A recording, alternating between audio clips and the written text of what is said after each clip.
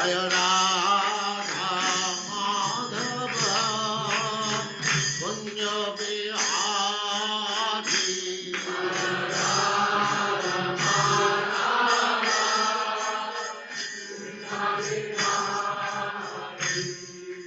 Jaya Radha Madhava Kunja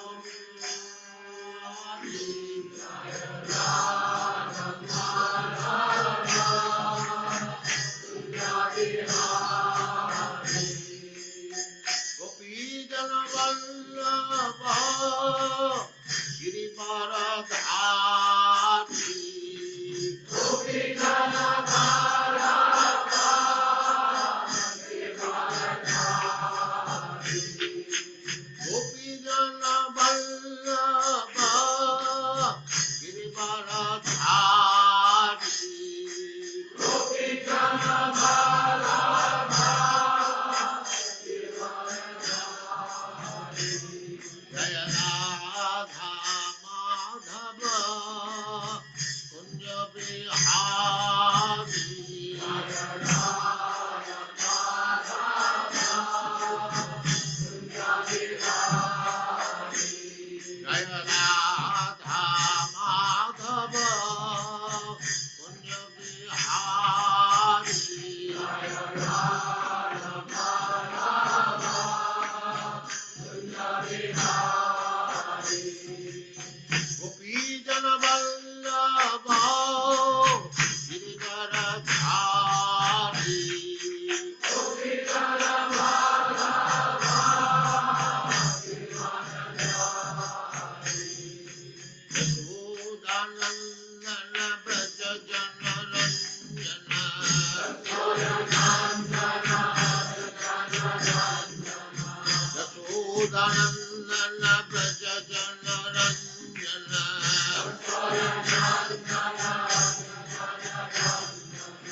Jamuna Tira Vanachari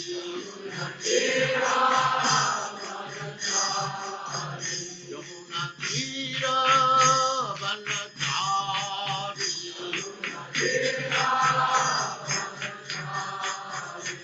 Jaya Radha Madhava Kunja Bihari Jaya Radha Madhava Jaya Radha Madhava Kunja Bihari Jaya Radha Madhava Kunja Bihari Gopi Jana Vallabha Girivaradhari Gopi Jana Vallabha Girivaradhari Gopi Jana Vallabha Girivaradhari Gopi Jana Vallabha Girivaradhari Yashodanandana Braja Jana Ranjana Yashodanandana Braja Jana Ranjana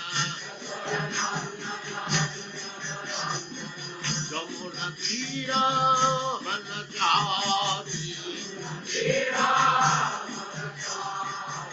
Jaya Radha Madhava Kunja Bihari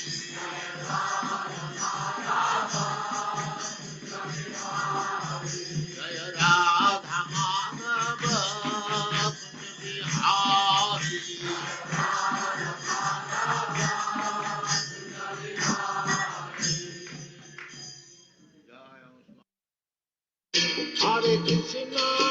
Hare Krishna, Krishna Krishna, Hare Hare, Hare Rama, Rama Rama, Hare Hare.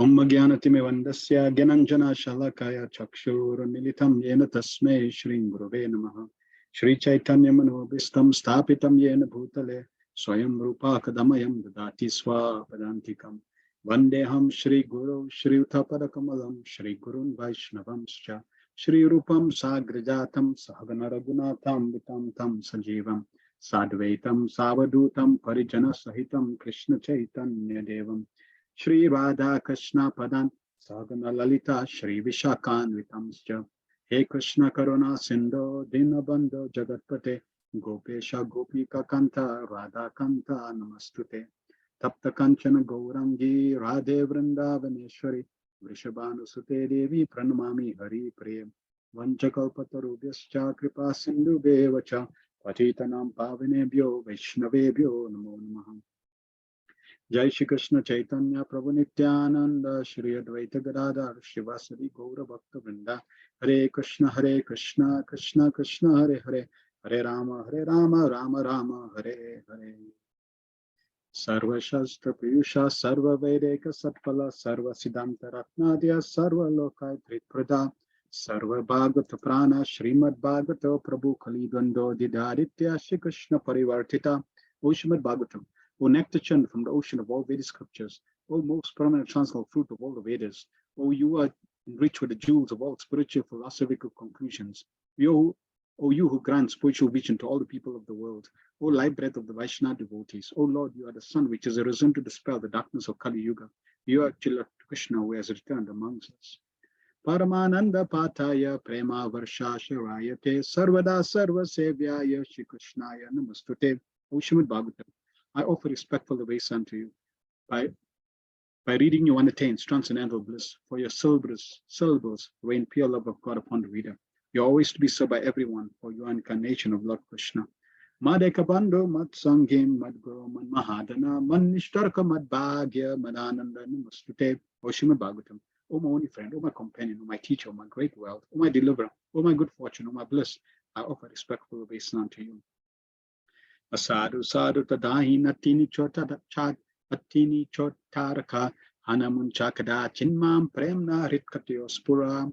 O Srimad Bhagavatam, O give us saintliness to the unsaintly, O uplift the very fallen. Please do not ever leave me. Please become manifest Mahatma throughout the company of your love of Krishna. Hare Krishna, Krishna Krishna, Hare Hare, Hare Rama, Rama Rama, Hare Hare. Om Namo Bhagavate Vasudevaya Janmadhyasya Yotonvayaditaratas Charte Swabhigna Swaraha Tene Brahmaidaya Adikavaye Muyanti Yatsuraya Tejo Vari Mridam Yatha Vinimayo Yattati Sargom Risha Damna Swena Sadani Rastakwakam Satyam Param Dhimaihi. O my Lord Shri Krishna, Son of Vasudeva, O pervading personality of Godhead, I offer my respectful obeisance unto you. I meditate upon Lord Shri Krishna because he is the absolute truth and the primal cause of all causes of creation, sustenance, and destructions of the manifested universes. He is directly and indirectly conscious of all manifestations, and he is independent because there is no other cause beyond him. It is he only who first imparted the Vedic knowledge unto the heart of Brahmaji, the original living being. By him, even the great sages and demigods are placed into illusion, as one is bewildered by the illusory representation of water seen in fire or land seen on water. Only because of him, the material universe is temporarily manifested by the reactions of the three modes of nature appear factual, although they are unreal. I therefore meditate upon him, Lord Shri Krishna, who is eternally existent in transcendental abode, which is forever free from illusory representation of the material world. I meditate upon him, for he is the absolute truth. Prayana Upaisha Sabya Kalavasmin Yuge Jana Manda Sumanda Matayo Manda Bhagyo Padrata. O learned one, in this iron age of Kali, many but short lives, they are quarrelsome, misguided, unlucky, and above always disturbed. Narayana Namaskritya Narachevam Narottamam Devim Saraswatim Vyasam Tato Jayamudiraят. Before reciting the Srimad Bhagavatam, which is the very means of conquest, one should offer respectful obeisance unto the personality of God in Narayan, unto Narayan Rishi, the supreme human being, and the Mother Saraswati, the goddess of learning, unto Srila Vyasa, the author. Savaipum Soparo Dharmo Yato Bhaktira Dokshaja Ahituka Pratyata Yatma Suprasidati. The supreme occupation, dharma for all humanity, is that by which men can attain to loving devotional service unto the transcendent Lord. Such devotional service must be unmotivated, uninterrupted, completely satisfy the self. Vasudeva Bhagavati Bhakti Yoga Prayojita Jhana Yakchi Savairagyam Jnanam Chayadahitkam. By rendering devotional service under the personality of God as Shri Krishna, one immediately acquires causes knowledge and detachment from the world. Vedanti Tattva Vidas Tattvam Yajnanam Advayam Brahmeti Paramatmeti Bhagavaniti Sabhyate. Learned transcendentalists who know the absolute truth called this non-dual substance Paraman Paramatma Bhagavan. Shru Shru Shro Shadadanasya Vasudeva Kata Ruchisyan Mahatsevaya Vipra Punyat Nishevana. O twice born sages, by serving those devotees who are completely free from all vice, great service is done. By such service, one gains affinity for hearing the messages of Vasudeva. Shranvatam Swakata Krishna Punya Shravana Kirtana Vedantastoya Badrani Vidunoti Suritsatam. Shri Krishna, the personality of Godhead, who is Paramatma, super soul in everyone's heart, and the benefactor of a true devotee, cleanses desire from material enjoyment from the heart of the devotee who has developed the urge to hear his messages, which are in themselves virtues when properly heard and chanted. Nastaprayashu Badreshu Nityam Bhagavata Sevaya Bhagavatu Tamasloke Bhaktir Bhavati Nishtiki. By regular attendance on the classes in the classes on the Bhagavatam, and by rendering of service to the pure devotees, all that is troublesome to the heart is almost completely destroyed, and loving service under the personality of Godhead, who is praised with transcendental songs, is established as an irrevocable fact. Om Namo Bhagavate Vasudevaya, Om Namo Bhagavate Vasudevaya, Om Namo Bhagavate Vasudevaya. We are continuing Srimad Bhagavatam based on the teachings of Divine Grace, A.C. Bhaktivedanta Swami Srila Prabhupada, the founder Acharya with the National Society of Krishna Consciousness. Hare Krishna, and welcome again to all the devotees. If my internet cuts off, we will log in again. Let us receive any feedback that you have from Canto 1, Chapter 13, last week's verses 29 to 37. Anything that caught your attention, that you took home, that you found interesting, please share that in the chat. Madhachanasini says, Hare Krishna Prabhu, the more we contemplate on the instructions we receive, the deeper it goes into our subconsciousness. Yes. And really, it should go from the conscious level to the subconscious level to the soul level. When it really penetrates deep into the chitta, the core of our heart. That means really in our own consciousness, because the conscious and the subconscious is still on the mental level. Even though the subconscious drives our decisions, but the instruction really needs to go deep. That is why you find that some will hear an instruction and they will not act on that instruction. Why? Because the mind may heard, the ears obviously as an instrument, ears goes into the mind, goes into the subconscious, going into the subconscious, and then it's there. When it really drives deep, when it strikes a chord, it's like they talk about light bulbs going on. So when it strikes a chord, then it really goes deep into the core of our being, and that becomes the driving force.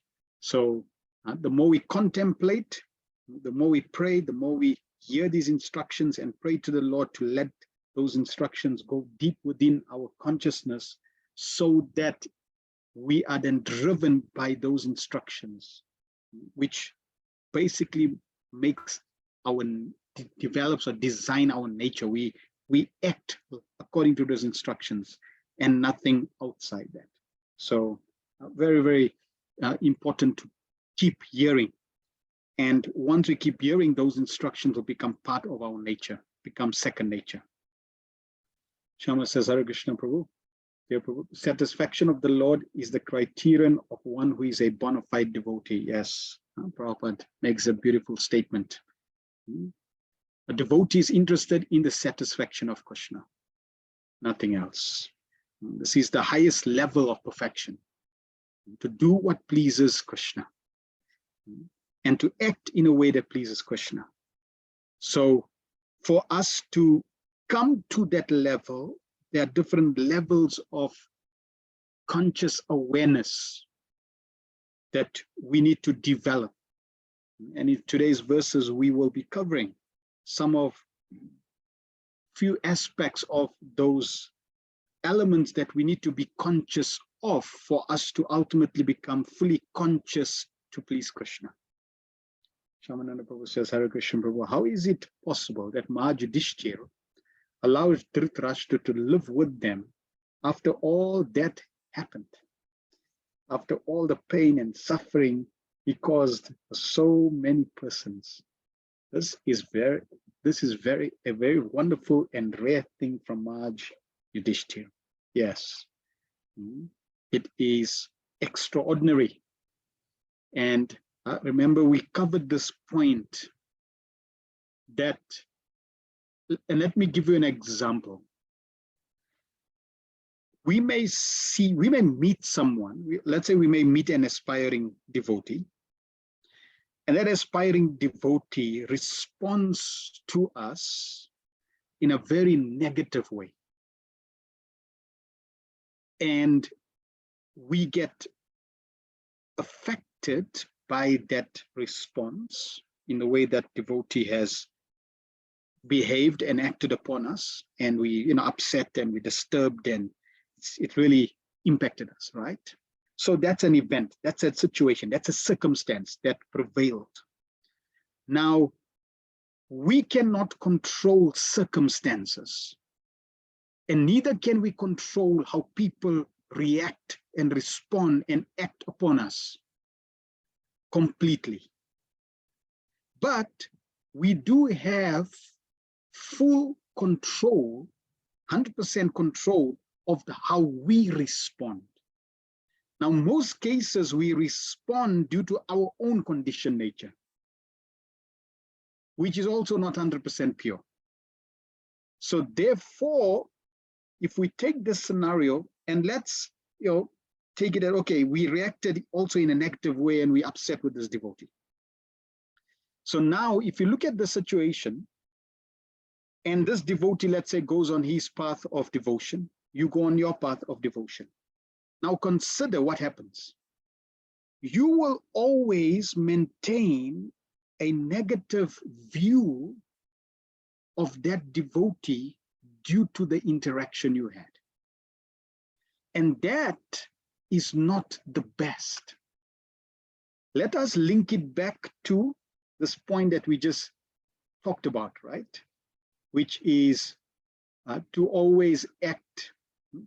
Prabhupada says the satisfaction of the Lord is the criteria of one who is a bona fide devotee. So if I'm trying to be a bona fide devotee, then I should be always thinking of how is the Lord pleased? What should I do to please the Lord? Right? So always keep that in mind. Now consider, say 20 years later. For 20 years, I would, in the wrong way, I would have always seen this devotee as in a negative light. Somebody speaks about this devotee, oh, don't speak about him. This is what he did, etc. So I would always look at this devotee in a negative light. But this devotee, aspiring devotee, went on his way, and he's still in the shower of Krishna consciousness. So he's still getting cleansed in the shower of Krishna consciousness. Some dirt spilled on us, and for 20 years, we keeping that spilt dirt on a subtle level in our consciousness. And we need to appreciate that devotee, aspiring devotee, who is still in the shower of Krishna consciousness and never left, by Krishna's mercy and by the potency of the holy name and the process, is cleansing him for that 20 years. So we, because we never have interaction, we still thinking about him on that experience that we had. But actually he has moved along on the journey of being purified and may be very, very advanced now. So that's the point. Yudhishthir Maharaj did, yes, the Dhritarashtra and the Kauravas definitely did a lot of harm. But Yudhishthir Maharaj never took it to heart. He always took it from the perspective, what would please Krishna? What would Krishna want me to do as Dharmaraj? And this is the principle. This is why Krishna wanted Yudhishthir to be the king, because he was always acting not due to the modes, not due to influence of three modes of material nature, but always on the platform of Dharma, and Dharma Shakshatu Bhagavat. Dharma is established by the Lord. So to please the Lord was always Yudhishthira Maharaj's basis of acting. This is why he never took the past as the ultimate. Okay, the past is gone, no problem. It's still my duty to look after my parents, my elders, and I still need to do from my side. I should do all that I need to dutifully to protect them, to look after them. And if the Lord so desires otherwise, so be it. But from my side, I should do what pleases Krishna. So his actions were pleasing to Krishna. He did not please his senses or, the disturbance that had caused, right? Because a disturbance is caused to the body, the senses, the mind, my family. So he didn't take that as a decision. So very, very deep philosophical understanding that Yudhishthira Maharaj had. So I hope that had a little light on that point. Right? We should always see that anyone who's practicing Krishna consciousness, they're in the shower of Krishna consciousness, and we may have dirt, but as long as we're in the shower, we'll get cleansed. So if somebody, if somebody says, "Oh, you're so dirty," that's okay, but at least they're still in the shower, we're still in the shower, and therefore, eventually, we will get purified and cleansed. So we should look at the future. This reminds me of another point.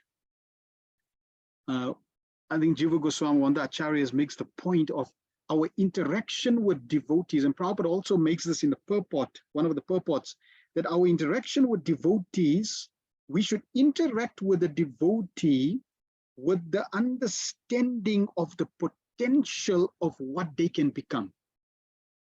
It's a very interesting perspective. Interact with the devotee with the potential, and seeing the devotee in terms of the potential of what they can become.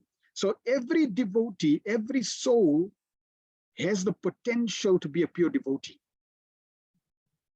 And because Mother is giving me another example, every caterpillar can become a butterfly, has the potential to become a butterfly. So when you look at the caterpillar, don't interact with the caterpillar like, this is so ugly and slimy, I don't like this. No, interact with the caterpillar with the view, with the perspective that this caterpillar is going to become a beautiful butterfly. How wonderful. Krishna's amazing creation. Let me feed the caterpillar some prasadam so it can become a beautiful devotee butterfly. Right? So you're interacting with a caterpillar with the potential, with its potentiality. So like that, when we interact with devotees, we should interact and keep that in mind. And if you see Srila Prabhupada's interaction with every person he came with, he saw it like that. This person is a pure devotee. This person is sent by my Guru Maharaj. He's seeing it far, far into the future and not in terms of their conditioning that they're coming with. And in this way, allowing and facilitating that potential to be awakened. Very interesting perspective. At the same time, we cannot prematurely or artificially act. It requires maturity on our own side to deal with devotees. So therefore, if you find, for example, a devotee doesn't resonate with your frequency, then you can respect him, but you can keep a healthy distance. Right? So you never respect and never offend a devotee. Never blaspheme a devotee, but keep a healthy, respectful distance until you become purified enough to be able to see beyond the modes, beyond the bottle platform. And if that takes many years, so be it. At least we are not disrespecting any devotee. And in that way, we can keep a healthy distance, because Prabhupada makes it very clear, we need to associate with like-minded devotees. It doesn't say we should associate with every devotee. In the third canto, when we cover, we will also be covering devotees on the different modes. So devotees are on different modes. You can practice devotion on different modes. Right? So not everyone is practicing Sudha Bhakti. No, we're all practicing on different levels. Therefore, we should associate with like-minded. That means devotees who are on the same frequency as ourselves so that we can together, because the frequency is resonating with each other, we can then together move to the next level. Right. Shama says, Hare Krishna, it's not how you start the race, but how you end the race. Yes, very, very true. Because there may be many, many challenges while you're running the race. And at the end, Krishna, Srila Prabhupada, Vaishnavas may bless us, and we may win the race. So we may, have been losing the race, but at the end, we may be successful. Bafana Prabhu, I'd like to know if we are influenced by Stella at this point where we have chosen or have come to the path of Krishna consciousness. Is our stellar of our stars changed by Krishna consciousness in the way child March Parikshit's stars show their influence? Yes. So we are born according to a specific constellation, and that influences us. At the same time, by practicing Krishna consciousness, that influence changes for the better. Our hands, our lines on our hands changes, our karma changes, we get purified. Prabhupada says with his one kick, he can kick hundreds of Rahus away. Right? So by the mercy of Srila Prabhupada, by the mercy of Krishna, we read the Surah, because of the Surasan Chakra, eclipse cannot stay more than 48 minutes. Right? So this, the power of Krishna, the power of Krishna, the power of the process of Krishna consciousness and Srila Prabhupada definitely influences and has an impact on us in a positive way. So therefore, we don't place too much emphasis on astrology. Why? Because by the power of Krishna consciousness and all its different facets, it changes the influence of our past. It purifies our karma. Therefore, the planetary constellation, the planetary position may not be, will not be 100% accurate because it has changed. Normally, a materialistic person, his constellation, what it says will have impact.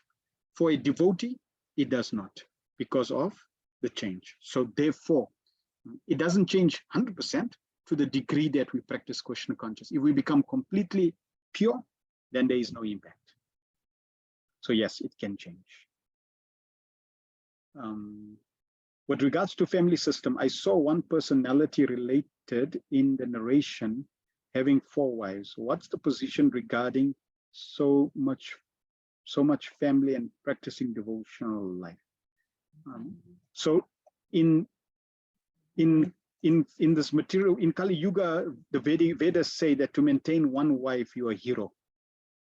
So let's, generally we should focus on that. The Vedic system is there, right? And those who are qualified, we find many of the Vedic kings, they had many, many wives. They were qualified. They had the wealth, they had the ability, and those wives were also very special.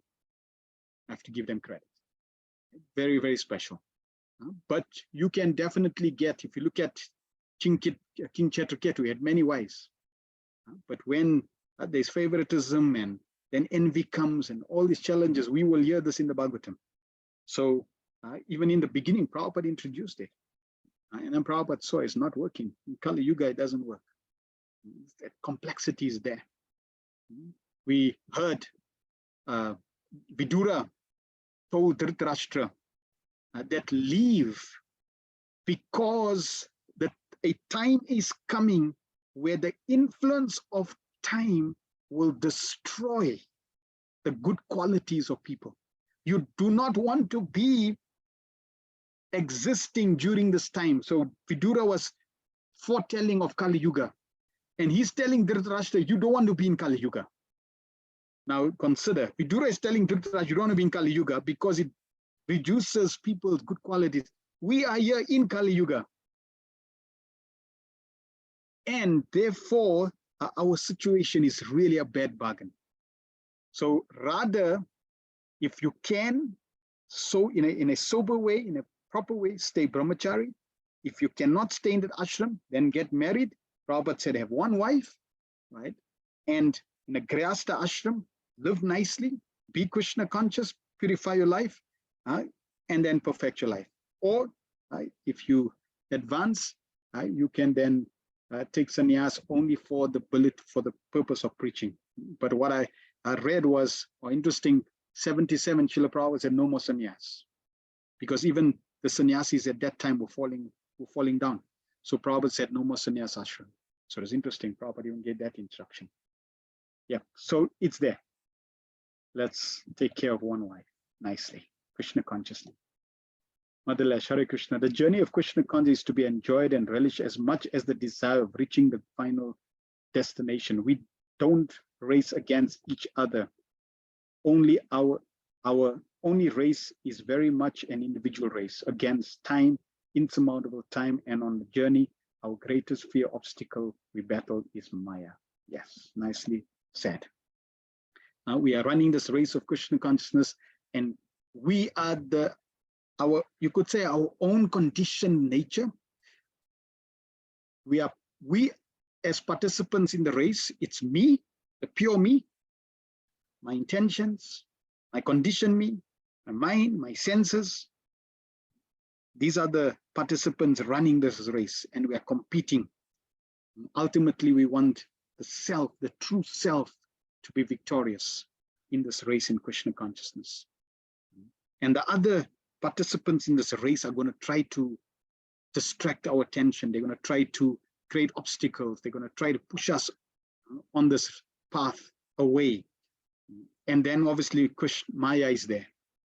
At the same time, Krishna is there in his different facets and features to inspire us, to keep us on this path.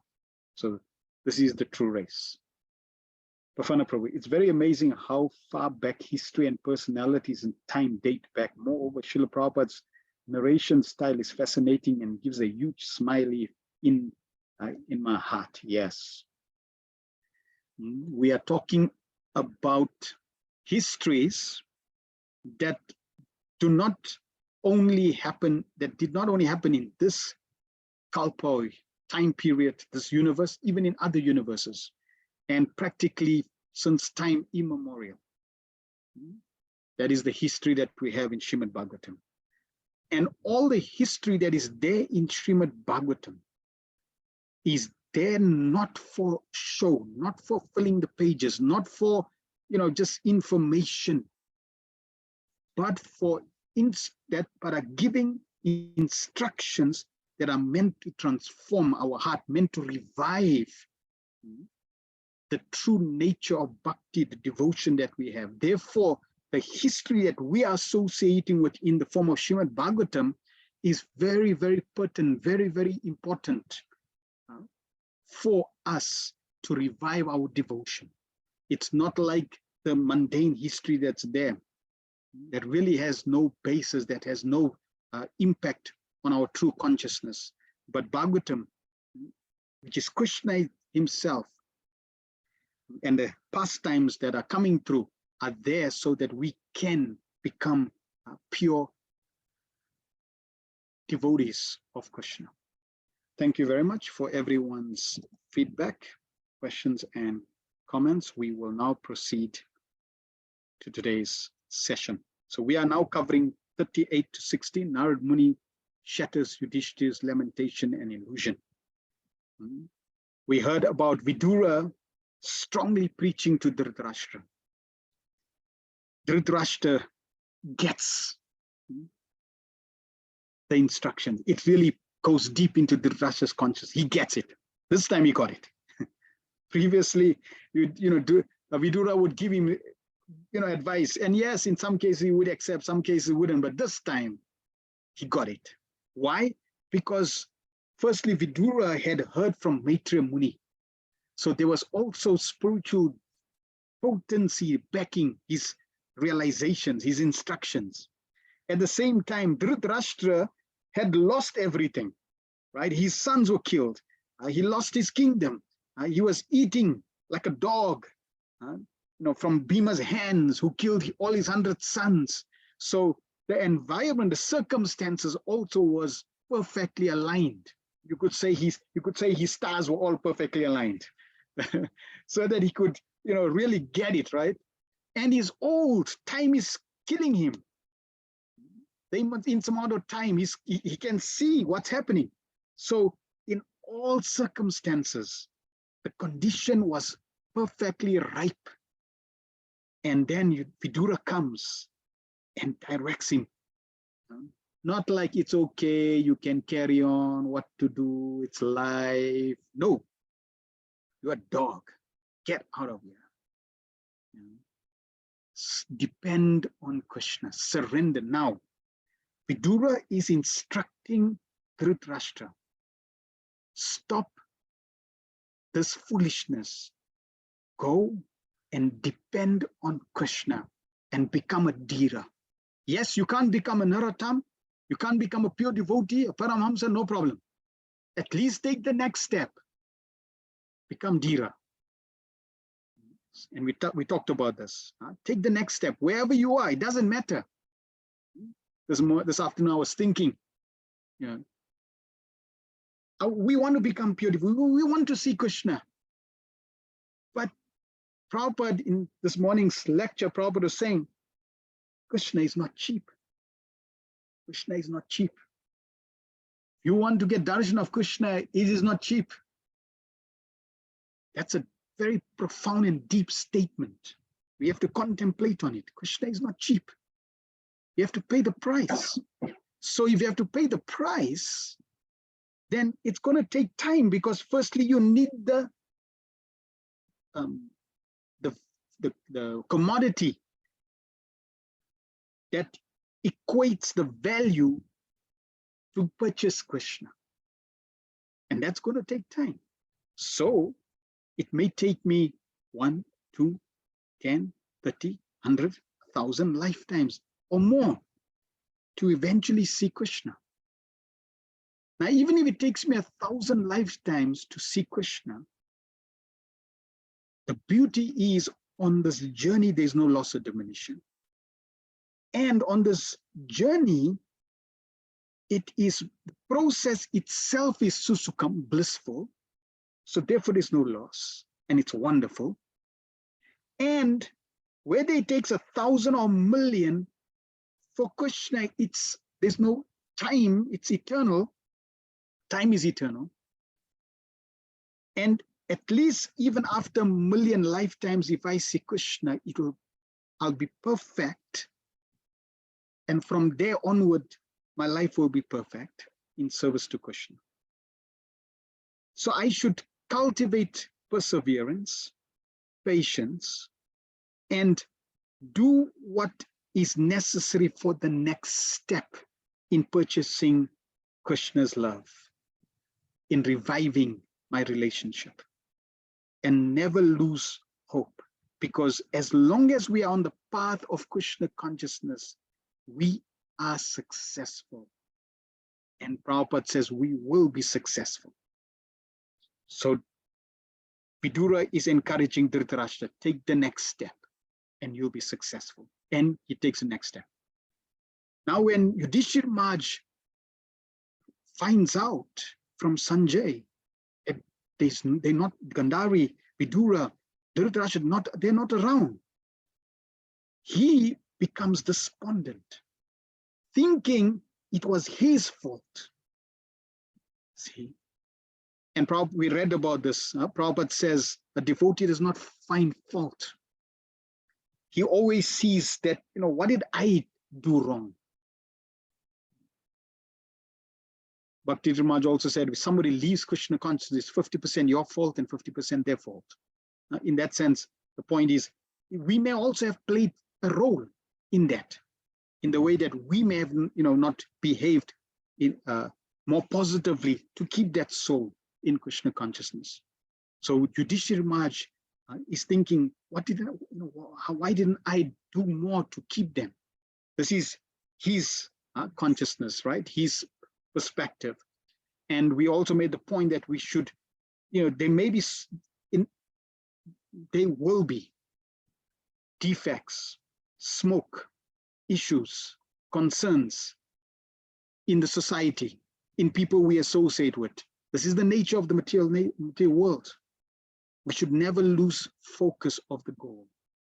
Always keep on the goal and let whatever shortcomings present themselves, let them be.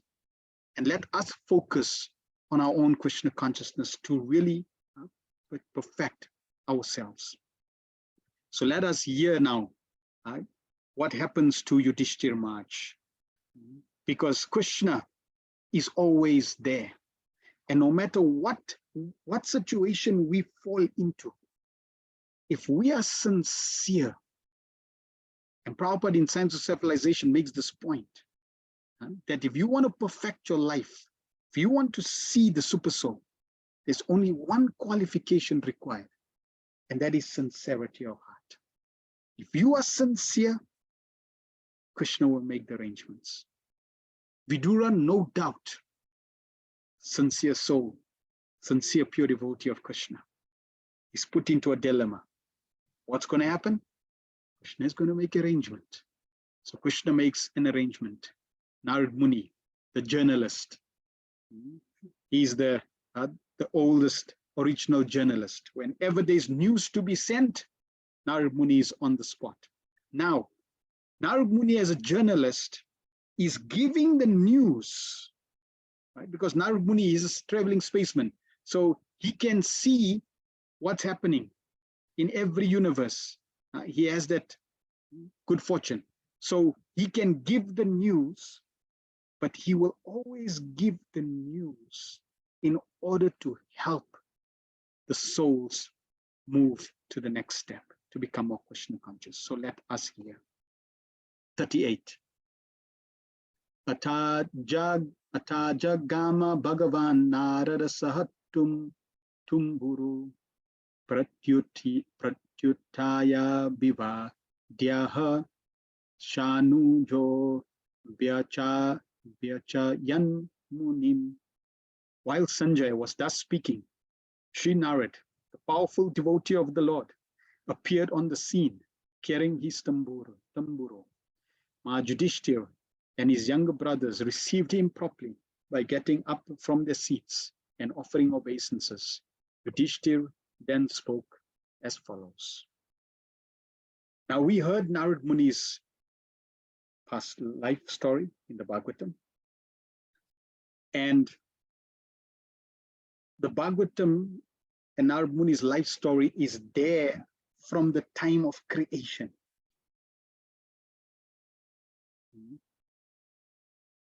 150 trillion years ago, approximately. Yet, this episode was 5,000 years ago in terms of the Battle of Kurukshetra. So consider, Narad Muni is 150 trillion years. Yudhishthira and the Pandavas are 5,000 years. And Narad Muni is visiting them. So Narad Muni is not a fictitious personality. Madri says, Narad Muni is a senior devotee, very senior devotee. So he's a real personality. And we know, what about 5,000 years ago? We know Narad Muni also, he was here 500 years ago. And we also know that Narad Muni also appeared to Srila Prabhupada 50 years ago. The personalities in the Bhagavatam are not fictitious. They are eternally there. So how is that relevant to us? Consider, Yudhishthira is in a dilemma. Narad Muni appears at the right time, at the right moment. Narad Muni appears.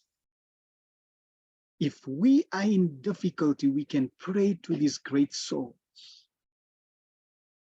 Now, our difficulty may not be as serious for Narad Muni to appear, but at least if we meditate on these personalities, they can give us the inspiration, they can give us the guidance, they can guide us, inspire us to progress further on the path of devotion.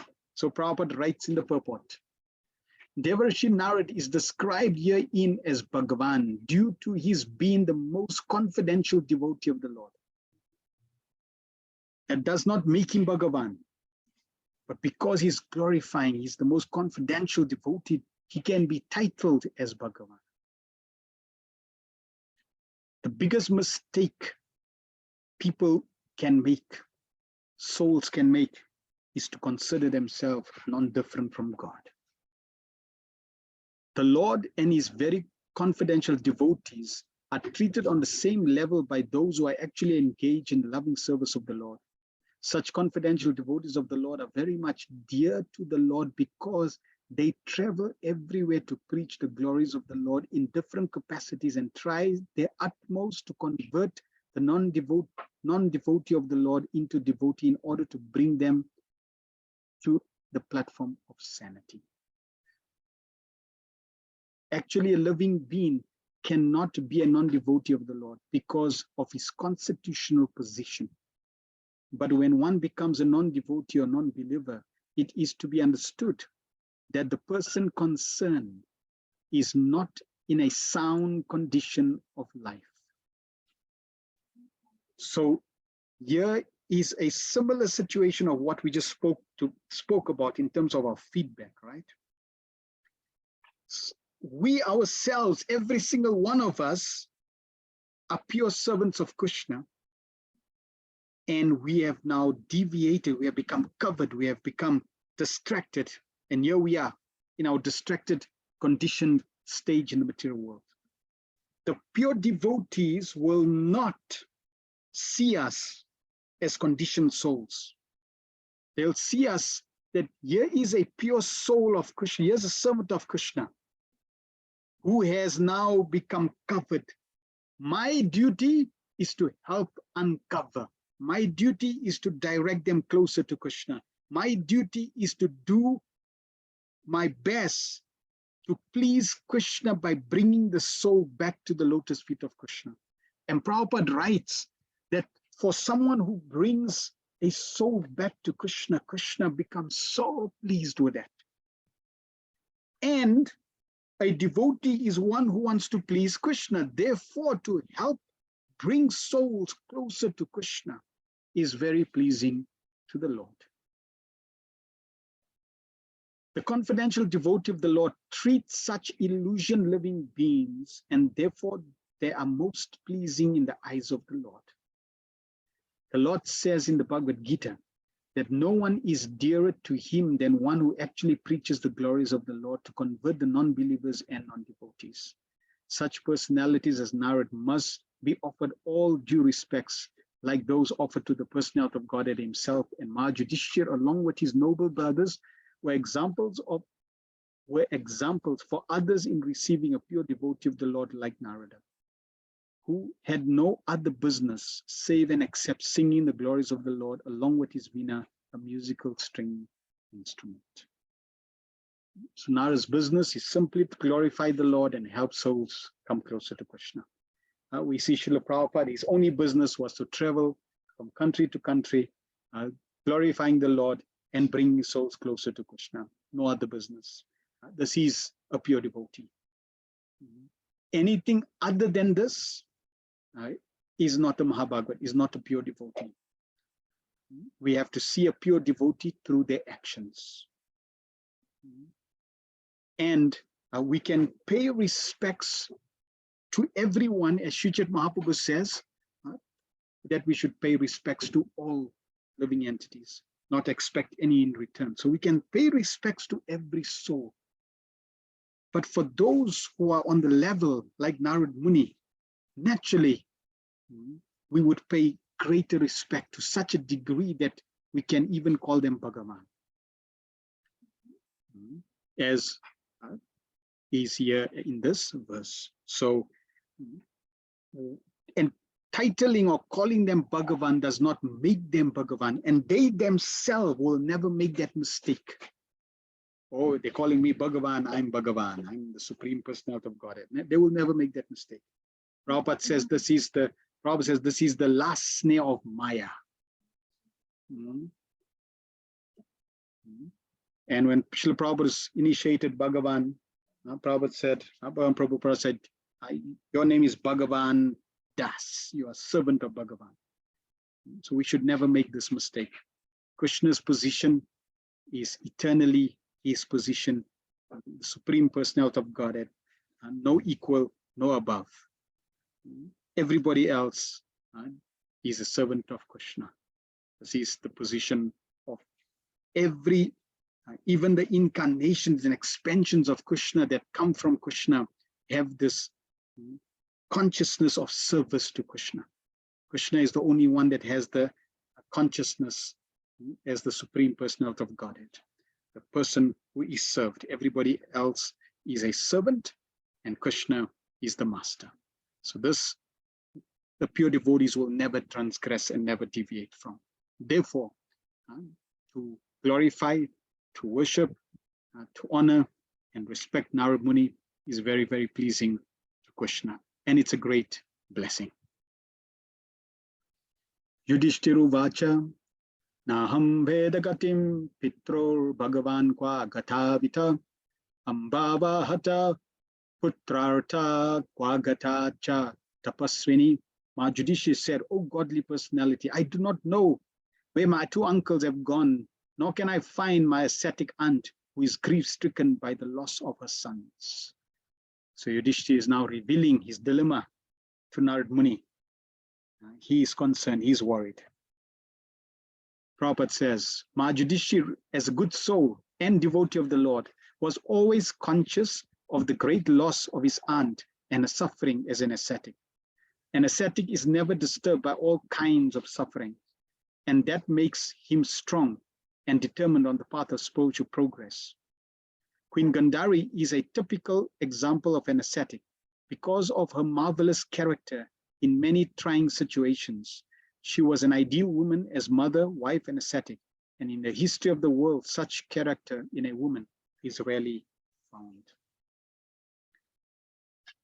Prabhupada's point, an ascetic is never disturbed by all kinds of suffering, and that makes him strong and determined on the path of spiritual progress. This is exactly in terms of what we were talking about. We should always keep the focus, and trials and tribulations is part of the nature of the material world. You will have it. Just like if one is in the ocean, you will get wet. You will experience the waves. It is the nature of the ocean. You can never be fixed in one position and not be tossed in the ocean. Then you're not in the ocean. In the ocean, you will be tossed because of the waves. Similarly, in this material world, you will be tossed. Prabhupada told one disciple, you are trying to find a calm situation in a, Prabhupada told Mother Kaushalya, you are trying to find a calm situation in a turmoil ocean, turbulent ocean. You're not going to find it. You're looking for something that does not exist. It's like people are looking for ananda in the material world. It doesn't exist. The soul is ananda seeking. It doesn't exist in the material world. So for us, we have to appreciate that we are in a turbulent environment. We are in Kali Yuga. We are in an environment, Prabhupada says, that is not compatible to our nature. And because we are in an environment that is not compatible to our nature, we will experience incompatibility. We will experience incompatibility. We should not be disturbed by the incompatible natures, but we want to keep focus, going through the trials and tribulations and keeping focus on the goal. What are you meant to do? I am meant to revive my dormant love for Krishna. Therefore, under no circumstances will I allow the environment, the time, the circumstances, the people, the situations anything to distract me from what I meant to do in this life. And that is to revive my eternal devotion, my love for Krishna. So that way, no matter what happens, whether I get attacked, whether I get hijacked, whether I get disturbed by a circumstance, a situation, or something happens, or somebody deviates that I have faith in, it does not matter, no matter what the situation is. Prabhupada in Nectar Devotion makes it very clear, no circumstance, no material circumstance can check the path of devotional service. So nothing can stop our progress in Krishna consciousness besides you. You cannot say, well, Prabhu, it was because of that circumstance I stopped chanting Hare Krishna. That is not because of the circumstance. That is because of you making the decision to stop because of the circumstance. So the circumstance is secondary. It is your decision that you stop chanting. Even though that circumstance was there, you could have continued chanting. So never give up the path of spiritual progress. Ultimately, never give up chanting Hare Krishna. Mother Gandhari went through so many things, so many challenges. Even Queen Kunti went through so many challenges. We heard the glories. The Pandavas went through so many challenges. Srila Prabhupada went through so many challenges. None of them gave up the path of spiritual progress. None of them gave up taking shelter of Krishna, taking the next step. 40. Karnadara iva pare Bhagavan para darshaka athababe she Bhagavan Narado Muni Sattama.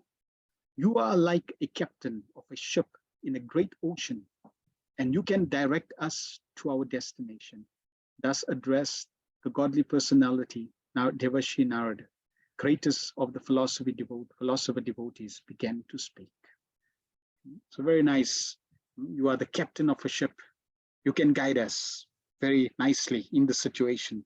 So Yudhishthira Maharaj is asking Narad Muni to please help him in this distressful situation, because Yudhishthira Maharaj doesn't know what happened.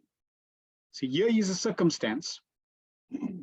If Dhritarashtra had left and told Sanjaya that I'm leaving because of A, B, C, D, then at least Sanjay would know. And Yudhishthira would have come to Sanjay, and Sanjay would tell him, this is what happened. Now, Sanjay doesn't know what happened. All of a sudden, they get up and they're not around. What happened? Did they get transported to some planet? Did they die? Somebody came and captured them. They got kidnapped. What happened? We don't know. Did they leave? Just because of being disheartened? We didn't serve them nicely. We don't know what happened. Right? They mysteriously disappeared. So they're worried. They're concerned. We may also be in such situations. Something happens and we don't know the full picture. We cannot see from above. We are seeing according to some limited perspective. And because of that limited perspective, it puts us in a dilemma.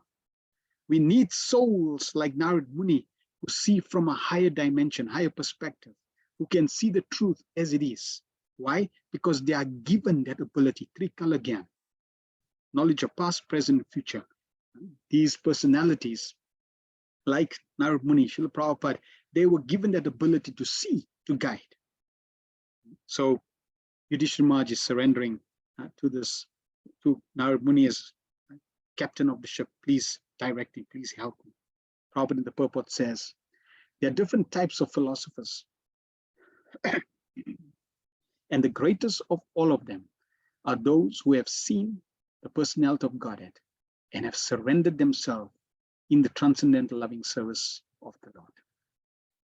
So Prabhupada, no doubt, falls in this category of the greatest philosophers.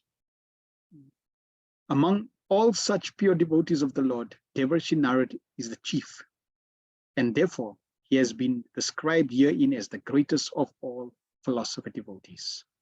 Unless one has become a sufficiently learned philosopher by hearing the Vedanta philosophy from a bona fide spiritual master, one cannot be a learned philosopher devotee. One must be very faithful, learned, and renounced. Otherwise, one cannot be a pure devotee. One must be very faithful, learned, and renounced. Otherwise, one cannot be a pure devotee. A pure devotee of the Lord can give us direction towards the other end of missions. Devarshi Narad used to visit the palaces of Maha Yudhishthira because the Pandavas were all pure devotees of the Lord, and Devarshi was always ready to give them good counsel whenever needed. So if one is a devotee of the Lord, then he will get good guidance, he will get inspiration. He just has to be faithful and sincere on the spot, and guidance will be there. There is no lack of guidance. We need to be open to the guidance. We need to be open to the instructions that we received. And if we're sincere, we will embrace them and move forward. So Narad Muni has come on the scene, and Yudhishthira Maharaj is very open to his guidance. And let's hear what he says. 41. Narado Vacha Ma Kanchana Sucho Rajan Yad Ishwara Vasam Jagat Loka Sapala Yasyeme Vas Vahanti Balim Isitu Sasamyu Nakti Bhutani Sa Eva Viyun Nakti Cha. Shri Narad said, O pious king, do not lament for anyone, for everyone is under the control of the Supreme Lord. Therefore, all living beings and their leaders carry on worship to be well protected. It is he only who brings them together and disperses them. So Narad Muni is not pampering Yudhishthira Maharaj. Just like Vidura was cutting Dhritarashtra's ignorance, Narad Muni came and is presenting the truth. Yudhishthira is thinking, I am in control. I am meant to be protecting. So immediately, Narad Muni says, do not lament for anyone. Why? Because everyone is under the control of the Supreme Lord, not you. You may be thinking you are controlling, but that is your illusion. You have to understand the supreme controller is Krishna, and everyone is controlled by Krishna. And therefore, all living beings and their leaders carry on worship to be well protected. So no matter who you are protected by Krishna, you are controlled by Krishna, and your duty is simply to continue serving the Lord, and that will give you the protection. Krishna is the one that brings us together, and Krishna is the one that separates us. Purport. Now, as we're going through Narad's instructions, just like we went through Vidura's instructions, Vidura's instructions to Dhritarashtra was not really for Dhritarashtra. It was for us. And Vidura is giving the instructions to Dhritarashtra for us. Narad Muni is giving instructions to Yudhishthira for us. This is the beauty of the Bhagavatam. Srimad Bhagavatam is Krishna coming to us and helping us, molding our psyche, our consciousness, our intelligence, our determination, our aspiration, our vision, in a way that's conducive for our perfection. Whatever is being instructed is meant for us to see how am I meant to perceive? How am I meant to see Krishna's? How am I meant to see Krishna? How am I meant to see Krishna's energy? How am I meant to see the situation in every way so that it pleases Krishna? Some instructions may go over our head. Some instructions we may get a glimpse. Okay, sounds interesting. Some instructions will really go deep and make an imprint. Some instructions we just not there to follow. We don't have the adhikar, the ability, the qualities right now. But every instruction we can use even as a prayer. So for example, there may be instructions that we're going to receive that it's clearly we're not seeing like this. Therefore, we can use that instruction, transform it to a prayer and say, my Lord, I meant to see like this. I am not seeing. Please bless me. Please be merciful so that I can see like this and perfect my life. Right? So every instruction we can, if we able to apply it, we apply it. If we're not able to apply it, we can transform it into a prayer so that we can offer it to the Lord. And in this way, allow the Lord's mercy to come through so that one day we can see and live and act through the pages, the instructions of the Bhagavatam. We like Bhagavatam describes, they are the book Bhagavat and the person Bhagavat. So we want to follow the perfect person Bhagavat to also become the person Bhagavat. Prabhupada writes, every living being, that means you, me, and everyone else, either in this material world or in the spiritual world, is under the control of the Supreme Lord, the personality of Godhead. See, that is a sutra. And we need to ingrain that into our consciousness. The question we have to ask is, have I realized this 100%? If I realize it a small percent, it will have the potency of reaction or impact according to that small percentage. If I realize it completely, it will have the full potency of that instruction. Beginning from Brahmaji, the leader of this universe, down to the insignificant end, all are abiding by the order of the Supreme Lord. Thus, the constitutional position of the living being is subordination under the control of the Lord. So that's the truth. Now, the foolish living being, especially man, artificially rebels against the law of the Supreme and thus becomes chastised as an asura or lawbreaker. A living being is placed in a particular position by the order of the Supreme Lord and is again shifted from that place by the order of the Supreme Lord or his authorized agents. So Krishna can do it, or Krishna can use his agents to do it. We are moving through Krishna's agents, his energies, but we are under the control of Krishna. So if we are thinking, I'm free, I can do whatever I want, nobody's controlling me, that is the illusion. We are moved by Krishna through his energies, through his representatives, through his authorized agents. Brahma, Shiva, Indra, Chandra, Mahayudhishthira, or in modern history, Napoleon, Akbar, Alexander, Gandhi, Subhash, Nehru, all are servants of the Lord, and they are placed in and removed from their respective positions by the supreme will of the Lord. None of them is independent. Even though such men or leaders rebel so as not to recognize the supremacy of the Lord, they are put under still more rigorous laws of the material world by different miseries. So the point here is accept the supremacy of Krishna. You are under the control of Krishna. Everyone is under the control of Krishna. If you fight that, you will be placed in more stringent challenges and difficulties through miseries.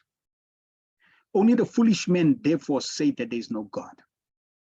Yudhishthira was being convinced of this naked truth because he was greatly overwhelmed by the sudden departure of his old uncles and aunt. So it's interesting how Prabhupada in the Bhagavatam is revealing Yudhishthira is disturbed, but he's a devotee. He's disturbed. And now Muni is coming and saying, you know why you're disturbed? Because you are forgetting Krishna is in control, not you. So that's the first point that Narad Muni is pointing out. When we are in difficulties, where we in a situation in this material world, we should remember we're not in control. Krishna is. So if Krishna is in control and if Krishna is making this arrangement, then what should I do as a servant? Accept that Krishna is in control. He has never lost control. Just like people may be, challenging, for example, the society is not being, governed properly, right? Or this country is not being controlled properly, or this family is, doing something wrong. But Krishna is in control. And if Krishna is sanctioning and Krishna is allowing that, there must be a reason. So in this way, we see things in a proper perspective so that we do not become overly disturbed. And that disturbance then derails us on the spiritual path. Yudhishthira was being convinced of this naked truth because he was greatly overwhelmed by the sudden departure of his old uncles and aunt. Dhritarashtra was placed in that situation according to his past deeds. He had already suffered or enjoyed the benefits accrued to him in the past, but due to his good luck, somehow or other, he had a good younger brother, Vidura, and by his instructions, he left to achieve salvation by closing all accounts in the material world. So we have to understand that Krishna is ultimately in control, and Krishna is now in this example using Yudhishthira, using Vidura to help Dhritarashtra. Dhritarashtra, due to his past, is suffering and enjoying the circumstances. But Prabhupada is saying, due to good luck, the good fortune of him having Vidura and Vidura being a devotee, Vidura gave him the instructions to help him progress further, all under the supervision of Krishna. We often say not a blade of grass moves without the sanction of Krishna, not a leaf falls without the sanction of Krishna. But Krishna is sanctioning all these things directly or indirectly, and this is how we should perceive this. Ordinarily, one cannot change the cause of one's due happiness and distress by plan. Everyone has to accept them as they come under the subtle arrangement of kala, or invincible time. Whatever you are due, you're going to get. Whatever you are not due, you're not going to get. Both the stress and happiness. This is a stringent law.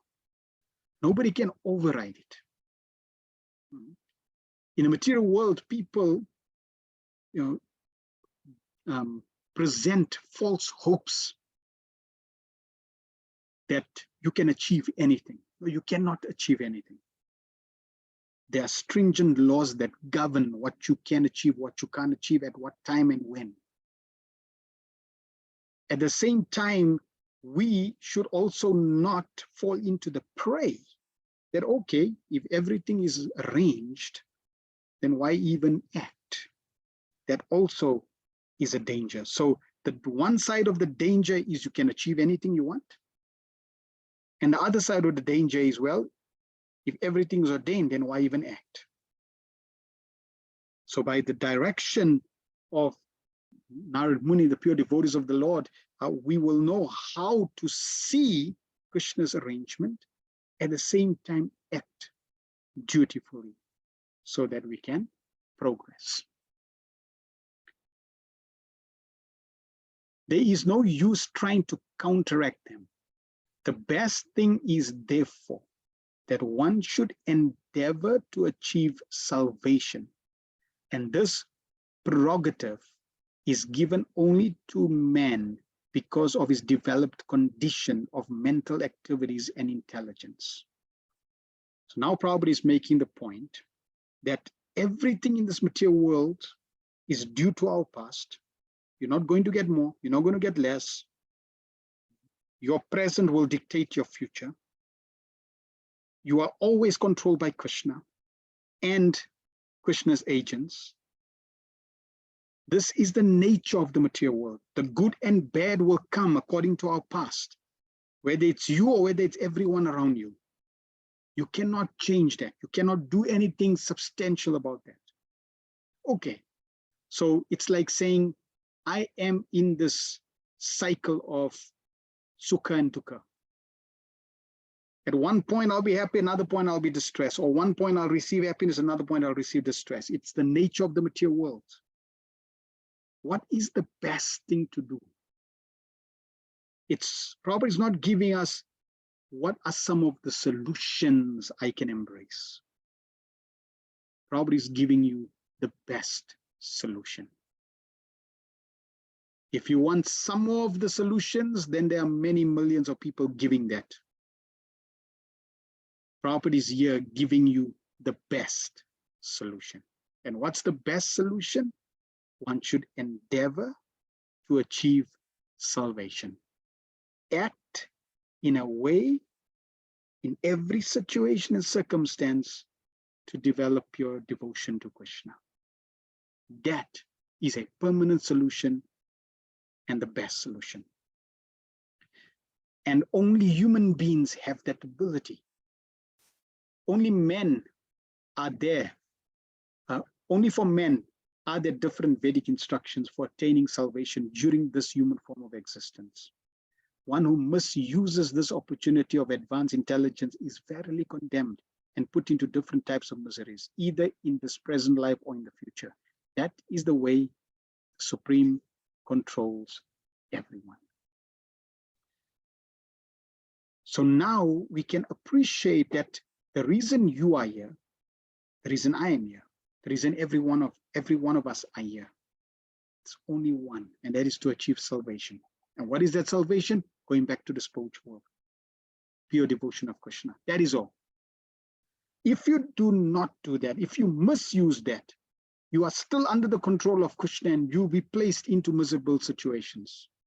So really, if you are going through misery, if we are experiencing any form of suffering, we should equate that suffering of any form, shape, size equals not fully taking the opportunity, the advantage of perfecting my Krishna consciousness. It's like getting punished. Misery means punishment for not taking full advantage. Now, because we acted in the past against this instruction, we've accrued some karma. So we're going to get some punishment for that. Now, my present action will dictate my future. So heeding this instruction, I should act in every way possible for my Krishna consciousness, for advancement in Krishna consciousness. In that way, whatever my past is and my karma is coming, I will live that, I will accept it blissfully, happily, that I'm burning my karma. Thank you, Krishna, giving me a token reaction because of my past misbehavior. Going forward, I want to abide by this instruction. And what does that mean? That means excitement for the devotee. That means no distress for the devotee. That means no fear. Why? Because if you act on this platform, your future can never be bleak. Because then that goes against the whole law, stringent law of time. See, time will never give you sorrow when you never sowed any sorrow. Time will never give you any happiness if you never sowed any happiness. As you sow, so shall you reap. According to how you act, you're going to get the corresponding result.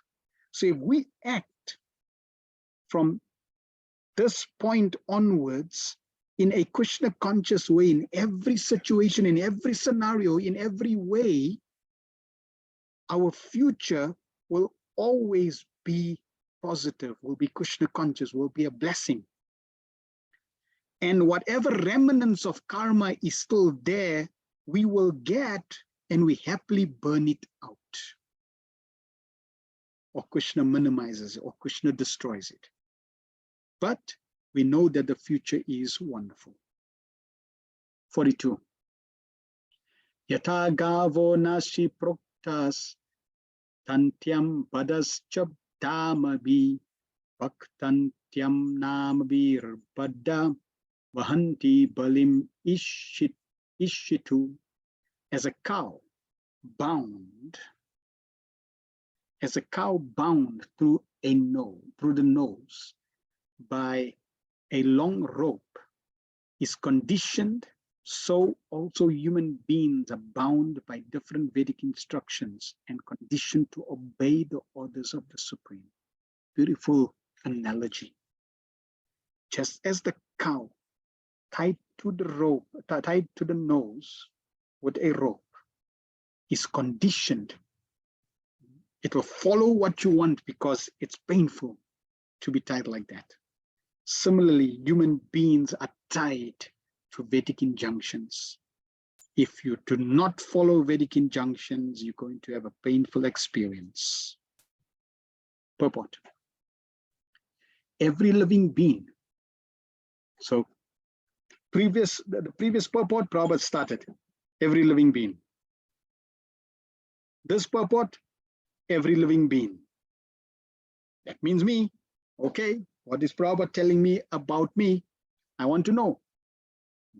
Prabhupada's purports are direct letters, direct messages, direct instructions to every single one of us. We can personalize it. Prabhupada is telling me, I'm included. Okay, that's me. Prabhupada's talking about me. Okay, what is he telling me? Every living being, whether a man or animal, I'm a man. A bird thinks that he is free by himself. So Prabhupada is revealing our dysfunctional belief system, dysfunctional thoughts, dysfunctional concepts and ideas. We are thinking we're free, but actually no one is free from the severe laws of the Lord. I am not free. The laws of the Lord are severe because they cannot be disobeyed in any circumstance. The man-made laws may be evaded by cunning outlaws, but in the codes of the supreme lawmaker, there is not the slightest possibility of neglecting the laws. A slight change in the cause of God-made laws can bring about a massive danger to be faced by the lawbreakers. And we see this. It's like when people try to start becoming God. We see this. We see the ramification. Such laws of the Supreme are generally known as the code of religion under different conditions. But the principle of religion everywhere is one and the same, namely, obey the orders of the Supreme God, the codes of religion. That is the condition of material existence. All living beings in this material world have taken up the risk of conditioned life by their own selection and are thus entrapped by the laws of material nature. The only way to get out of this entanglement is to agree to obey the Supreme. That's the sutra. That's the instruction. That's what you need to ingrain in your consciousness. That's what needs to go deep. That's what needs to go into your being, right? This needs to become the basis. This is the ground. This is the foundation. If you don't have this built, you cannot progress. You cannot build upon it. The only way to get out of this entanglement, see, it's not options. It's the only way is to agree to obey the Supreme. That means I need to first, the previous one was accepting there's a Supreme Controller and that I'm under his control. There's acceptance. Now there's agreeing to obey. It's not just accepting, I accept as God. And what you're doing? Trying to act like God. So one is acceptance of God. The other is to agree, to abide voluntarily. If you don't, you'll be forced. Voluntary, it has to come from you. You want to serve the Lord. You want to obey the Lord. If this is what Krishna desires, so be it. Now, it's easier said than done, but once you have this ingrained, once you know this, then when situations transpire, you are able to use that as a test to apply and then keep growing. Remember, Krishna will never forsake us. So we'll always have the opportunity to grow. But instead of becoming free from the clutches of Maya or illusion, foolish human beings become bound up by different nomenclatures, being designated as Brahmanas, Kshatriya, Vaishya, Sudra, Hindus, Mohammedans, Indians, European, Americans, Chinese, and many others. And thus they carry out the orders of the Supreme Lord under the influence of respective scriptural and legislative injunctions. The statutory laws of the state are imperfect imitation, replicas of religious codes. The secular state or the godless state allow the citizens to break the laws of God, but restrict them from disobeying the laws of the state. The result is that people in general suffer more by breaking the laws of God than by obeying the imperfect laws made by men. Every man is imperfect by constitution under the conditions of material existence. And there is not the least possibility that even the most materially advanced men can enact perfect legislation. Now, let's take that statement. Every man is imperfect by constitution under the condition of material existence. And there is not the least possibility that even the most materially advanced man can enact perfect legislation. That means no matter what rules and regulations, what guidance is placed on different levels, whether it's in a family, whether it's in a society, whether it's in a country, whether it's on the planet, universe, made by conditioned souls, they will be imperfections. On the other hand, there is no such imperfections in the laws of God. So if you follow Krishna's instructions, which are in the Vedas, there will always be auspiciousness. They can never be inauspiciousness for those who are following the right path. It just doesn't exist. If leaders are educated in the laws of God, there is no necessity of a makeshift legislative council of aimless men. There is necessity of change in the makeshift laws of men, but there is no change in God-made laws because they are made perfect by the all-perfect personality of Godhead. Such profound words by Srila Prabhupada. See, we should stop changing things. We should accept the codes, accept the instructions, and carry out, full stop. Don't try to be more intelligent to figure out what you can improve. No, you will mess it up. Prabhupada has given us the instructions in disciplic succession through his books, the codes of conduct of how we should act. Follow, and thou shalt be perfect. If you decide to be more intelligent than Srila Prabhupada, you basically complicate life. Similarly, in every facet of our existence, and Prabhupada is using here, even for example, the governmental men, when they're trying to create their own guidance and instructions, you're just complicating matters. Now, let me give you a very simple, practical example. I'm sure you all know what a tongue scraper is. It's like a bow-like metal strip that we use to clean our tongue. It's called a tongue scraper. It doesn't exist in the West. It exists in India, in the East. Srila Prabhupada took that to the West and taught the disciples how to use a tongue scraper. So now you can go to Loi Bazaar, or you can go to the temples, Hare Krishna temples, and you'll see a metal bar or metal strip, which looks like a bowl, and that's a tongue scraper for cleaning your tongue.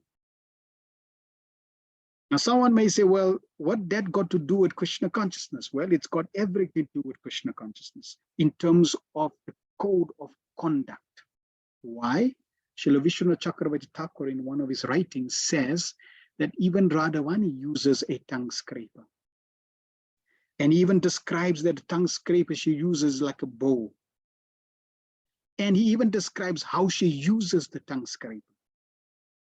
He says she puts it and she, she doesn't take it up and down. She just takes it one time and down. So there's a way of using it. Now, Srimati Radhavani and the pure devotees of the Lord, the pure eternal associate of the Lord, they don't have any impurities. That is nectar coming from her lotus mouth. Right? But setting an example and giving the codes and instructions for us in this conditioned stage, we have from her an example of using a tongue scraper, which we can use. So if we use a tongue scraper, it may seem a mundane activity, but this is an activity of the spiritual platform, an instrument which is coming from the spiritual platform, used by Radhavani and associates. Therefore, if we simply follow that, one is hygiene. Secondly, it reminds us of Krishna and Radhavani. It's Krishna conscious. And because it's following the code of conduct according to the Lord's instruction, we are safe and sound. If we try to now clean our tongue in different ways, we just then complicate life. So that's a basic, simple example.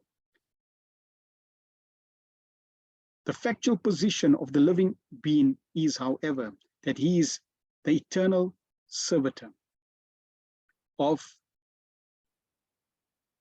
let me just read the one line again. The codes of conduct, spiritual injunctions are made by liberated representatives of God in consideration of different conditions of living and by carrying out the orders of the Lord, the conditioned living being gradually become free from the clutches of material existence.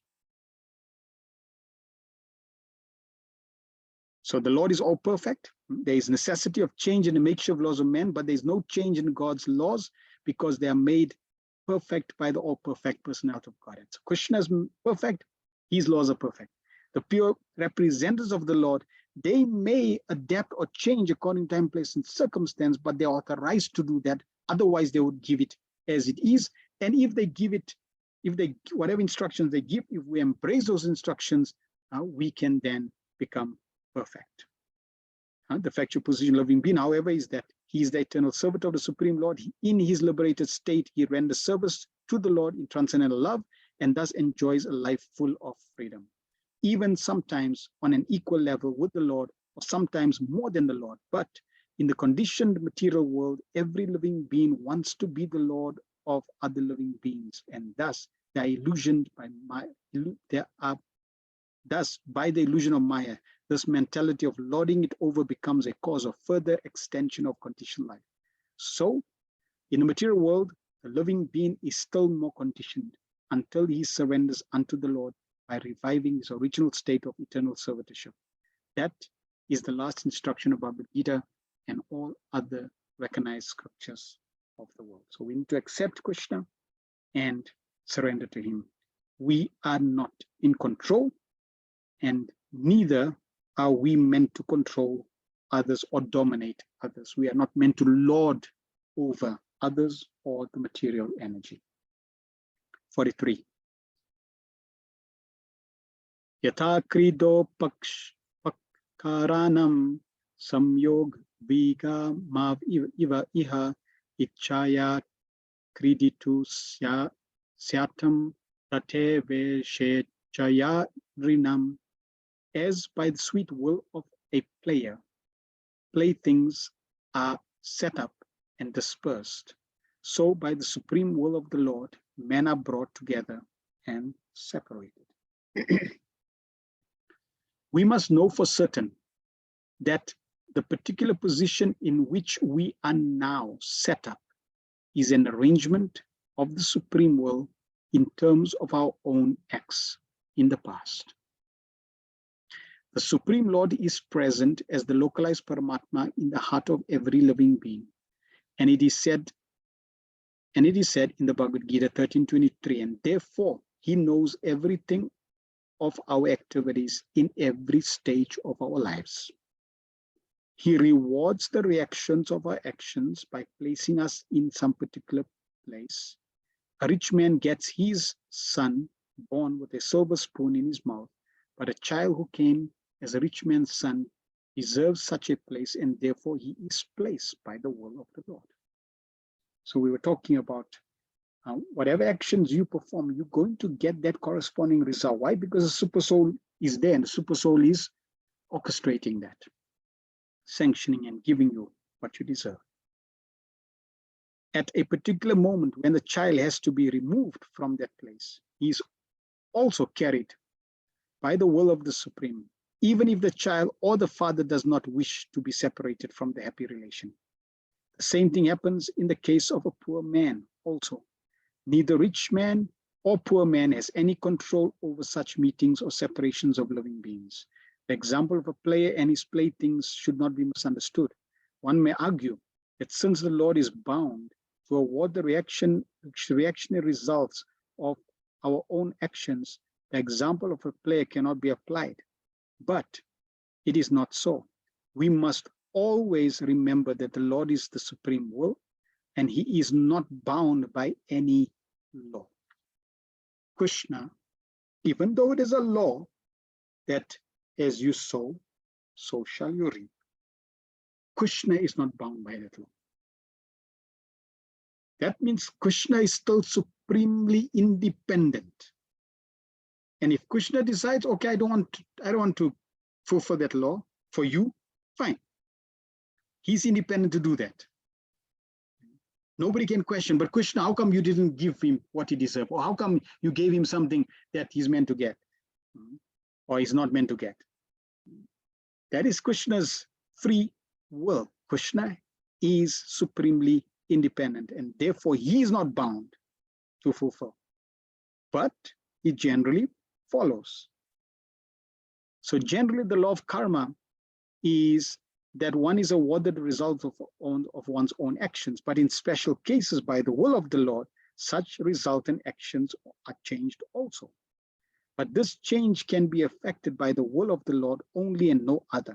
Right? So no one else has the right or has the power to change. Krishna is the only one that can. Therefore, the example of the player cited in this verse is quite appropriate. For the supreme will is absolutely free to do whatever he likes. And because he is all perfect, there is no mistake in any of his actions or reactions. This should give us great comfort. Firstly, Krishna is supremely free. He can do whatever he wants. Secondly, whatever he does, because he's perfect, whatever he does is perfect for us. So if we accept that I am under Krishna's control, and that whatever Krishna is going to give me according to my past, which I deserve, and according to how I'm going to act, whatever Krishna arranges is best for me. I may not see it as best, but because it's coming from Krishna, it's coming from Krishna's hand. Prabhupada says Krishna karma. Krishna even takes your old karma and administers it. It becomes Krishna karma, no more karma. The fact that it's coming through Krishna's hands, it's been administrated to Krishna's hands, it is all perfect. It's what Krishna wants us to accept. And it's the best thing for us at this point. I need to see it with that consciousness. I may not be able to completely appreciate the type of karma and reaction I'm getting or the circumstance I'm in, but at least theoretically know it's the best for me. Why? Because Krishna is my eternal well-wisher, and whatever Krishna gives me is all perfect. These changes of resultant actions are especially rendered by the Lord when a pure devotee is involved. It is assured in Bhagavad Gita 9:30 and 31 that the Lord saves a pure devotee who has surrendered unto him without reservation from all sorts of reactions of sins. And there is no doubt about this. So this is also the stage we want to come. We want to come to this pure level of Krishna consciousness. And on that pure level, however Krishna reciprocates and responds is perfection. There are hundreds of examples of reactions changed by the Lord in the history of the world. The Lord is able to change the reactions of one's past deeds, then certainly he is not himself bound by any action or reactions of his own deeds. He is perfect and transcendental to all laws. So even though we're getting laws from Krishna, and even though Krishna has his laws that are controlling everyone, he is perfect and above all laws. No laws bound Krishna. Krishna, when he appears as Maryadam Purushottam, as Lord Ramachandra, he follows the laws and codes. When Krishna comes as Shyamasundar, he is coming as the Supreme Personality of Godhead.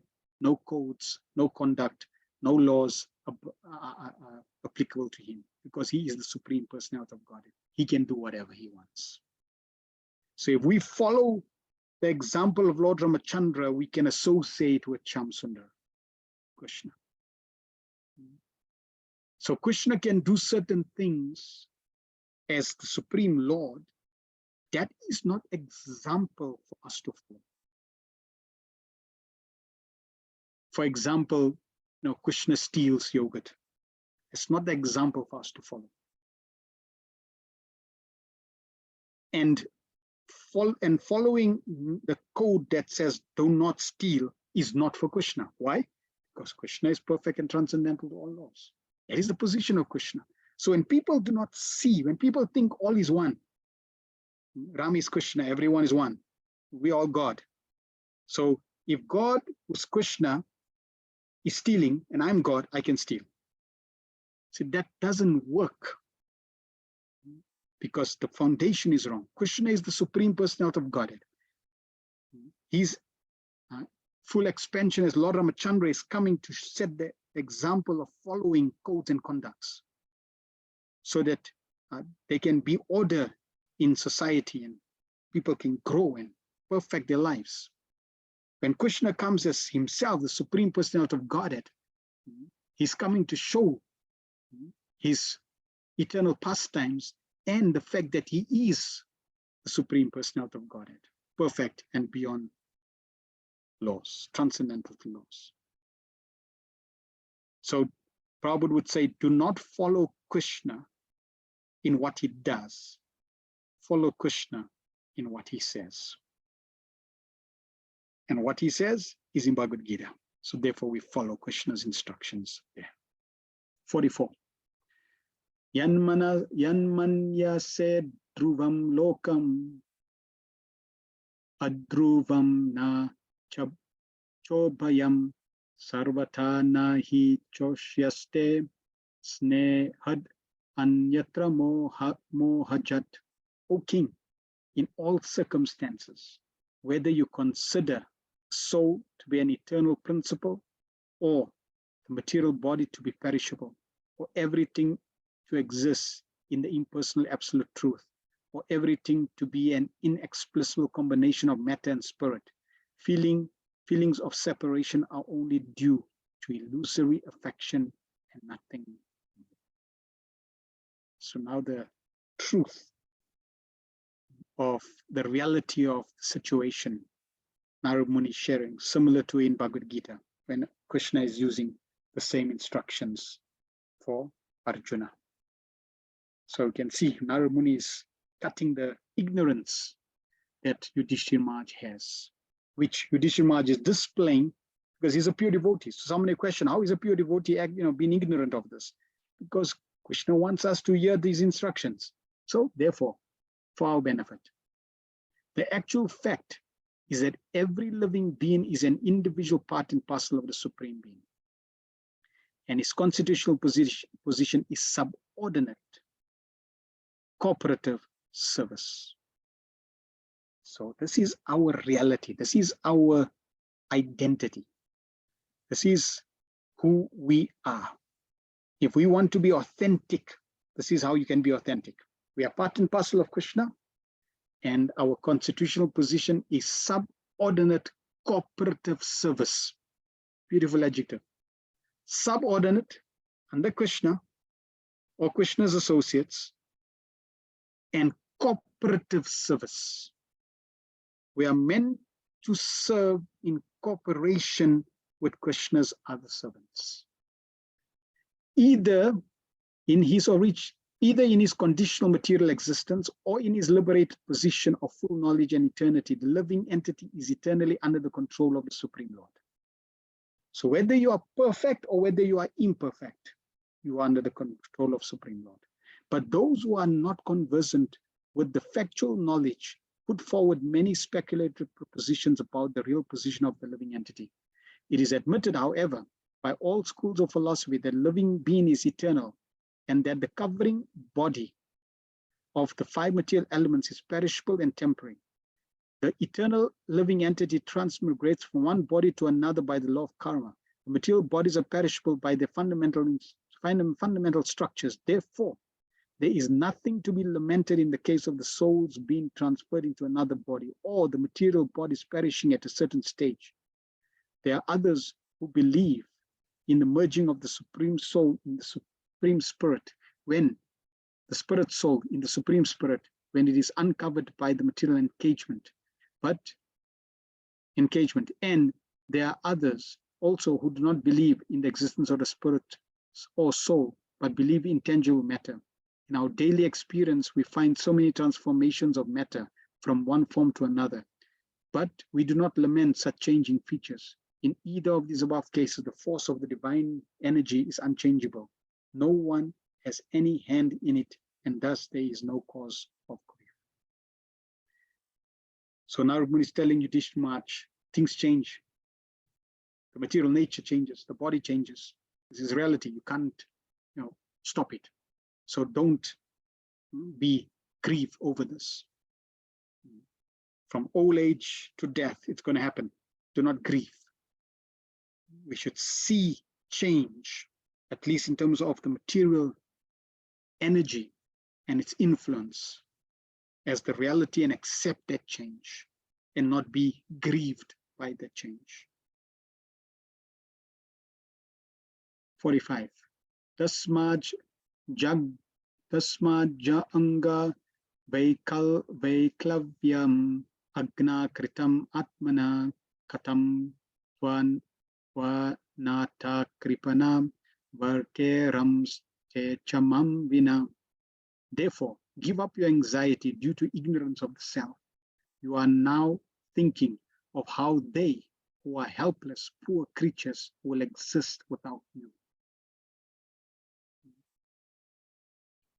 So now Narad Muni is also pointing out, according to what he's been sharing, that your anxiety is due to ignorance of the self, first point, and you thinking they are helpless without you. When we think of our kith and kin as being helpless and dependent on us, it is all due to ignorance. Every living creature, so here Prabhupada is using the word again, every living creature, which means me also, is allowed all protection by the order of the Supreme Lord in terms of each one's acquired position in the world. The Lord is known as Bhuta Brit, one who gives protection to all living beings. One should discharge his duties only, for no one but the Supreme Lord can give protection to anyone else. This is explained more clearly in the following verse. So do not fall into the illusion that without you, those who are depending on you are helpless. That is our illusion. Krishna is the ultimate giver of protection. He is Bhuta Brit. And Krishna is eternal. And Krishna is all powerful. And Krishna is all knowing. Therefore, in every situation, every single living entity will have protection of Krishna. And Krishna will know best how to protect them, in what situation, in every form, in every manner. Now, the question may be posed, okay, so if Krishna is the ultimate protector, then why should I even do anything as a parent? Prabhupada says one should discharge his duties only. That means you should still, as a parent, protect your dependents as best as you can as a parent.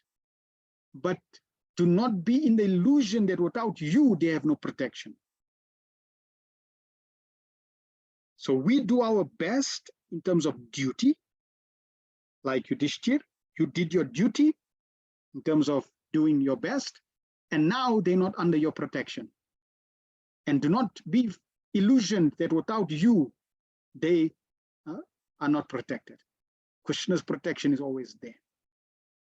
Krishna may give you the duty to perform at a certain time, place, circumstance to protect living entities. And that is Krishna's mercy to give you that service, and dutifully you should do that as best as you can. But always understand that Krishna's protection supersedes everyone else's protection, and Krishna's protection is always there. We may have the protection of parents, and we may be protecting children, etc. And that is our duty, but ultimately Krishna's protection is the supreme. 46. Kala karma guna dino dehoyam panjabhautikai katam anyam stu kopayat sarpa grasto yatha param. So Prabhupada said this verse clearly explains more clearly why you cannot give protection. This gross material body made of 5 elements is already under the control of eternal time, kala, action, karma, and the modes of material nature, guna. How then can it, being already in the jaws of serpent, protect others? So this body which you have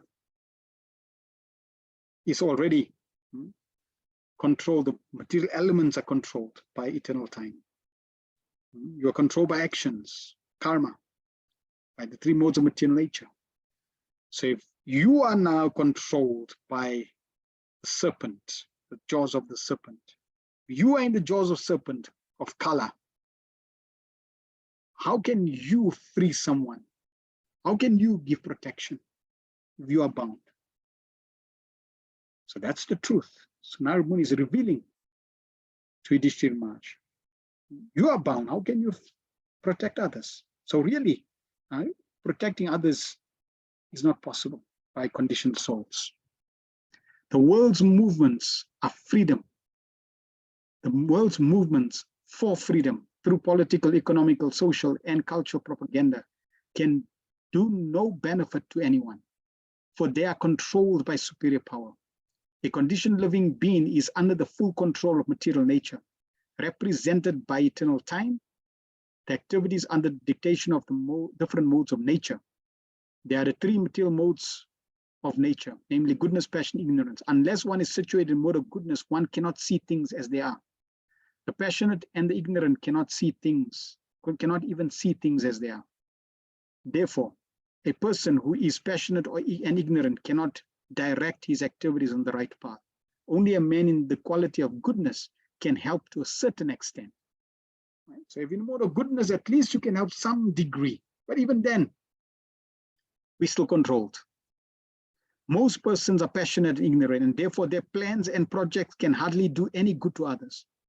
Above the modes of nature is eternal time, which is called kala, because it changes the shape of everything in the material world.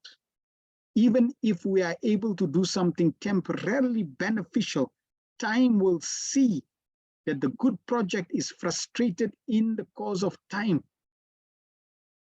This is the truth. This is the reality. So nothing will sustain the force of time. Everything will be destroyed by the force of time. This is the power. So if we see it like that, if we understand that, then when things have been destroyed, we're not disturbed, because we understand from the perspective or the purview, we see through the eyes of Bhagavatam. Even if we're able to do something temporarily beneficial, time will see that the good project is frustrated because of time. The only thing possible to be done is to get rid of eternal time, kala, which is compared to kala sarpa, or the cobra snake, whose bite is always lethal. And this is why I love Srila Prabhupada. He doesn't give us patch solution. He doesn't give us, possible solution 1, possible solution 2, possible solution 3 to, at least keep the boil peaceful, soothing. It's like if I have a boil and it's itching, I can blow on it. At least it's soothing it a little. No, Prabhupada wants to cut the boil. So Prabhupada's solution is, we are in a mess. We are controlled by Kala Sarpa. The best thing to do is cut, to break, to get rid of eternal time, the Kala Sarpa. Now, only Prabhupada can make a bold statement like that. Why? Because he is above the Kala Sarpa, because he has seen the truth. Therefore, he can give us the solution to transcend. Otherwise, it's not possible. No one can be saved from the bite of the cobra. The best remedy for getting out of the clutches of the cobra-like Kala or its integrity, the modes of nature, is bhakti yoga, as it is recommended in Bhagavad Gita 14:26. The highest perfectional project of philanthropic activities is to engage everyone in the act of preaching bhakti yoga all over the world, because that alone can save the people from the control of Maya or from the material nature represented by Kala, Karma, and Guna, as described above. Bhagavad Gita 14:26 confirms this, definitely. This is what Krishna consciousness is all about. Nothing more, nothing less. It is the highest perfectional project of philanthropic activity, which means benefit for everyone. And that is the act of giving bhakti yoga, preaching Krishna consciousness all over the world. And if we do this, it will help us and will help everyone become free from Kala, Karma, and Guna. That means you will experience Ananda on the spiritual platform. 47. Ahastani sahastanam apadani chaturshpadam falguni tatram hatam jivasya jivanam. So now Narad Muni is sharing another reality. Those who are devoid of the hands, those who are devoid of hands are prey for those who have hands. Those devoid of legs are prey for the four-legged.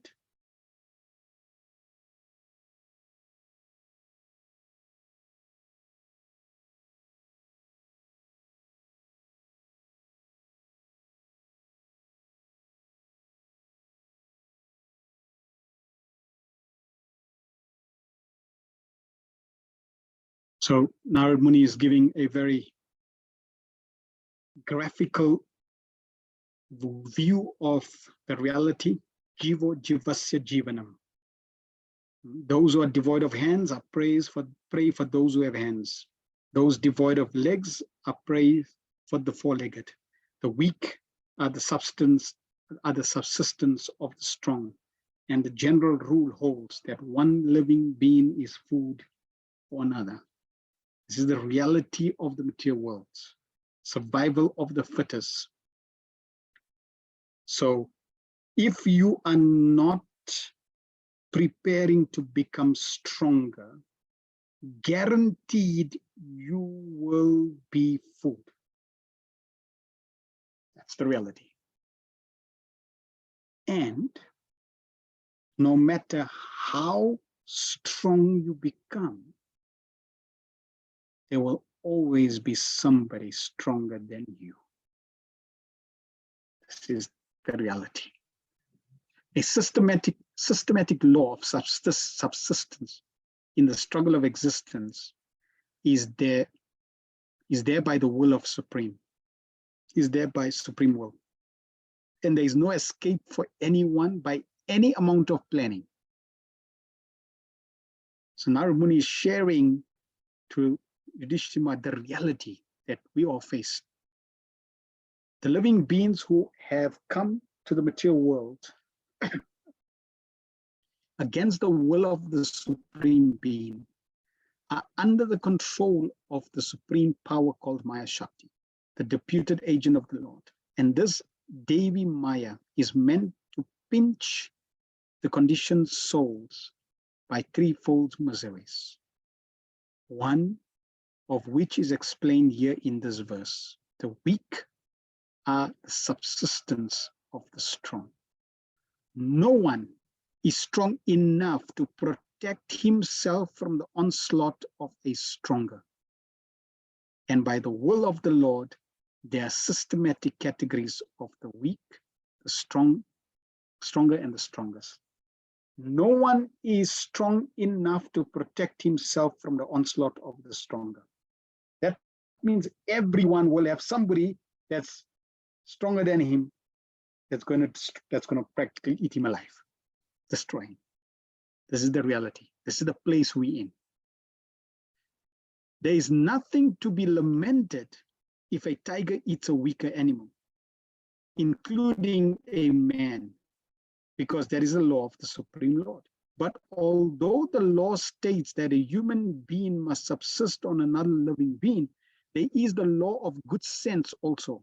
For the human being is meant to obey the laws of the scripture, which we talked about from the previous verse. This is impossible for other animals. The human being is meant for self-realization, and for that purpose, he is not to eat anything which is not offered to the Lord. Here's another sutra that we should make part of our existence.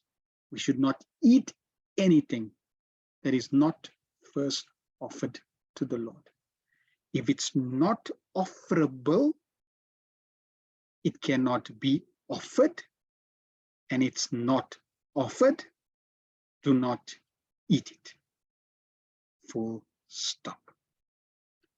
The Lord accepts from his devotee all kinds of food preparations made of vegetables, fruit, leaves, and grains.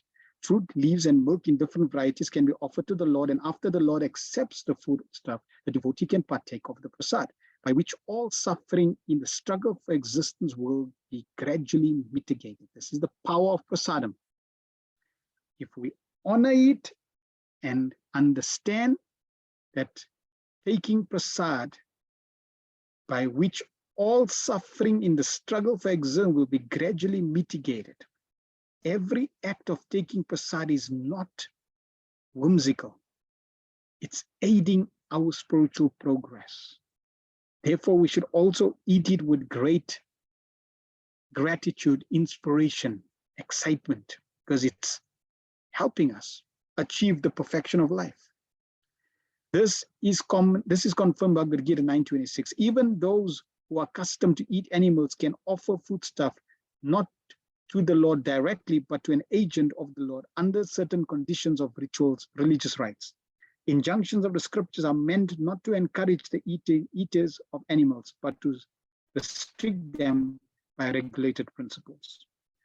The living being is the source of subsistence for others, stronger living beings. No one should be anxious for his subsistence in any circumstances, because there are living beings everywhere, and no living being starves for the want of food at any place. Now, Yudhishthira is advised by Narad not to worry about his uncle suffering for want of food, for they could live on vegetables available in the jungles as prasad of the Supreme Lord, and thus realize the path of salvation. Yudhishthira Maharaj was worried. My uncles are gone. What are you going to eat? They're old. He's blind. Narad Muni is saying, Krishna's made all the arrangements. They can subsist on vegetables, so you don't worry about them. Exploitation of the weaker living being by the stronger is the law of nature of existence. There's always an attempt to devour the weak in different kingdoms of living beings. There is no possibility of checking this tendency by any artificial means under material conditions. It can be checked only by awakening the spiritual sense of the human being by practice of spiritual regulations. It's amazing in these verses how Prabhupada is, in every purport, Prabhupada is giving the solution. And it's not optional, it's not like different options. Can only be checked by awakening the spiritual sense of human being by practice of spiritual regulations. The spiritual regulator principles, however, do not allow a man to slaughter weaker animals on one side and teach others peaceful coexistence. So hypocrisy is not an option. If man does not allow the animals peaceful existence, how can he expect peaceful existence in human society? The blind leaders must therefore understand the Supreme Being and then try to implement the kingdom of God. The kingdom of God, Ram Raja, is impossible without the awakening of God consciousness in the mass mind of the people of the world. So this is the extent that leaders need to go through if they want to establish Ram Rajya. It's about awakening God consciousness in the masses. This was Prabhupada's vision. 48. Tad idam Bhagavan Rajan ek atma manam swadrik antaro nantaro bhakti pashyantam maya yodrudam. Therefore, O king, you should look unto the Supreme Lord only, who is one without a second, and who manifests himself by different energies and is both within and without. So this is the solution. Look within, see the Supreme Lord's arrangement. He is controlling, he is providing, and you cannot override his decision. The Supreme Lord, personality of Godhead, is one without a second, but he manifests himself by different energies because he is by nature blissful. The living beings are also manifestations of his marginal energy, qualitative one with the Lord. And there are innumerable living beings, both within and without the external and internal energies of the Lord. Since the spiritual world is manifestation of the Lord's internal energy, the living beings within that internal potency are qualitatively one with the Lord without contamination from the external potency. Although qualitatively one with the Lord, the living being, due to the contamination of material world, is pervertedly manifested, and therefore he experiences so-called happiness and distress in the material world. Such experiences are all ephemeral and do not affect the spirit soul. The perception of such ephemeral happiness and distress is due only to the forgetfulness of his qualities, which are equal to the Lord's. There is, however, a regular current from the Lord himself, from within and without, by which to rectify the condition of the living being. From within, he corrects the desiring living being as localized Paramatma, and from without, he corrects by his manifestations, the spiritual master and revealed scriptures.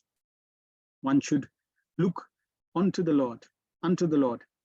One should not be disturbed by the so-called manifestations of happiness or distress, but he should try to cooperate with the Lord in his outward activities for the correcting the fallen souls. By his order only, one should become a spiritual master and cooperate with the Lord. One should not become a spiritual master for one's personal benefit or some material gain, or as an avenue of business occupation for earning a livelihood. Bona fide spiritual masters who look unto the Supreme Lord to cooperate with him are actually qualitatively one with the Lord, and the forgetful ones are perverted reflections only. Dishtir Maj is advised by Narada, therefore, not to be disturbed by the affairs of so-called happiness and distress, but to look only unto the Lord to execute the mission for which the Lord has descended. That was his prime duty. So just as the Lord descends and the Lord wants to establish Yudhishthira as the king, Narada Muni is telling him that understand the Lord, only look at the Lord, understand his instructions, and just simply follow that. Don't get distracted to the happiness and distress that is there according to the influence of time, according to material nature, guna, karma. We need to rise and see and act on this platform, this spiritual platform, to cooperate with the Lord, understand what the Lord's desires, and work in that flow. If we work with that in mind, we will always be blissfully protected and engaged. 49. Soyam adya maharaja bhagavan bhuta bhavana kala rupa vartino syam abhavaya suradvisham. That supreme personality of Godhead, Lord Shri Krishna, in the guise of all devouring time, Kala Rupa, has now descended on earth to eliminate the envious from the world. So now the Narada Muni is sharing who that personality is, right? Who that Supreme Lord is, and what he has come to do. There are two classes of human beings, namely the envious and the obedient. Since the Supreme Lord is one and the Father of all living beings, the envious living beings are also his sons, but they are known as asuras. But the living beings who are obedient to the Supreme Father are called devatas or demigods, because they are not contaminated by material conception of life. Not only are the asuras envious of the Lord in even denying the existence of the Lord, but they are also envious of all other living beings. The predominance of asuras in the world is occasionally rectified by the Lord when he eliminates them from the world and establishes a rule of devatas like the Pandavas. His designation as Kala in disguise is significant. He is not at all dangerous, but he is the transcendental form of eternity, knowledge, and bliss. For devotees, his actual form is disclosed, and for the non-devotees, he appears like Kala Rupa, which is casual form. This casual form of the Lord is not at all pleasing. Causal form. This causal form of the Lord is not at all pleasing to the asuras, and therefore they think of the Lord as formless in order to feel secure that they will not be vanquished by the Lord. So the devotees, they see the beautiful form of Krishna. The rest, they experience Kala Rupa, the destructive form of Krishna, which also Krishna explains in Bhagavad Gita. Even the universal form that Krishna showed Arjuna was the destructive, fearful form. Yet even Arjuna felt discomfort and fearful. And the point that Prabhupada makes is Krishna, he will provide for both the envious and the non-envious. For those who are devotees, he will provide and help them. For those who are envious, Krishna will control them through the material nature. And just as a father never forsakes both souls, both those that follow and those who don't follow, Krishna also does not forsake. But there obviously is repercussion in terms of those who obey and those who don't obey. And then the last verse for today. Nispaditam devakrityam aveshesham pratikshate tavat yuyam avekshad shwadyam bhavedyavat iheshwara. The Lord has already performed his duties to help the demigods, and he's awaiting the rest. You Pandavas may wait as long as the Lord is here on earth. So now Narad Muni is giving a glimpse. First, he instructed Yudhishthira not to be disturbed, understand the Lord is in control. They will never go starving. In fact, Krishna's made the arrangements for them. You need to focus on your situation. Don't worry about what the Lord is doing, that you thinking you're supposed to be in control. You're not in control. Krishna is in control. And right now, your focus should be understanding what the Lord wants in terms of your duty, and know that the Lord has performed his duties and is now awaiting rest. And you Pandavas may wait as long as the Lord is here on the earth. The Lord is already leaving. The Lord has already left. So Narad Muni is giving a hint to Pandavas and Yudhishthira Maharaj also, that just as Dhritarashtra had to leave to go for higher destination, Pandavas, you also have to prepare.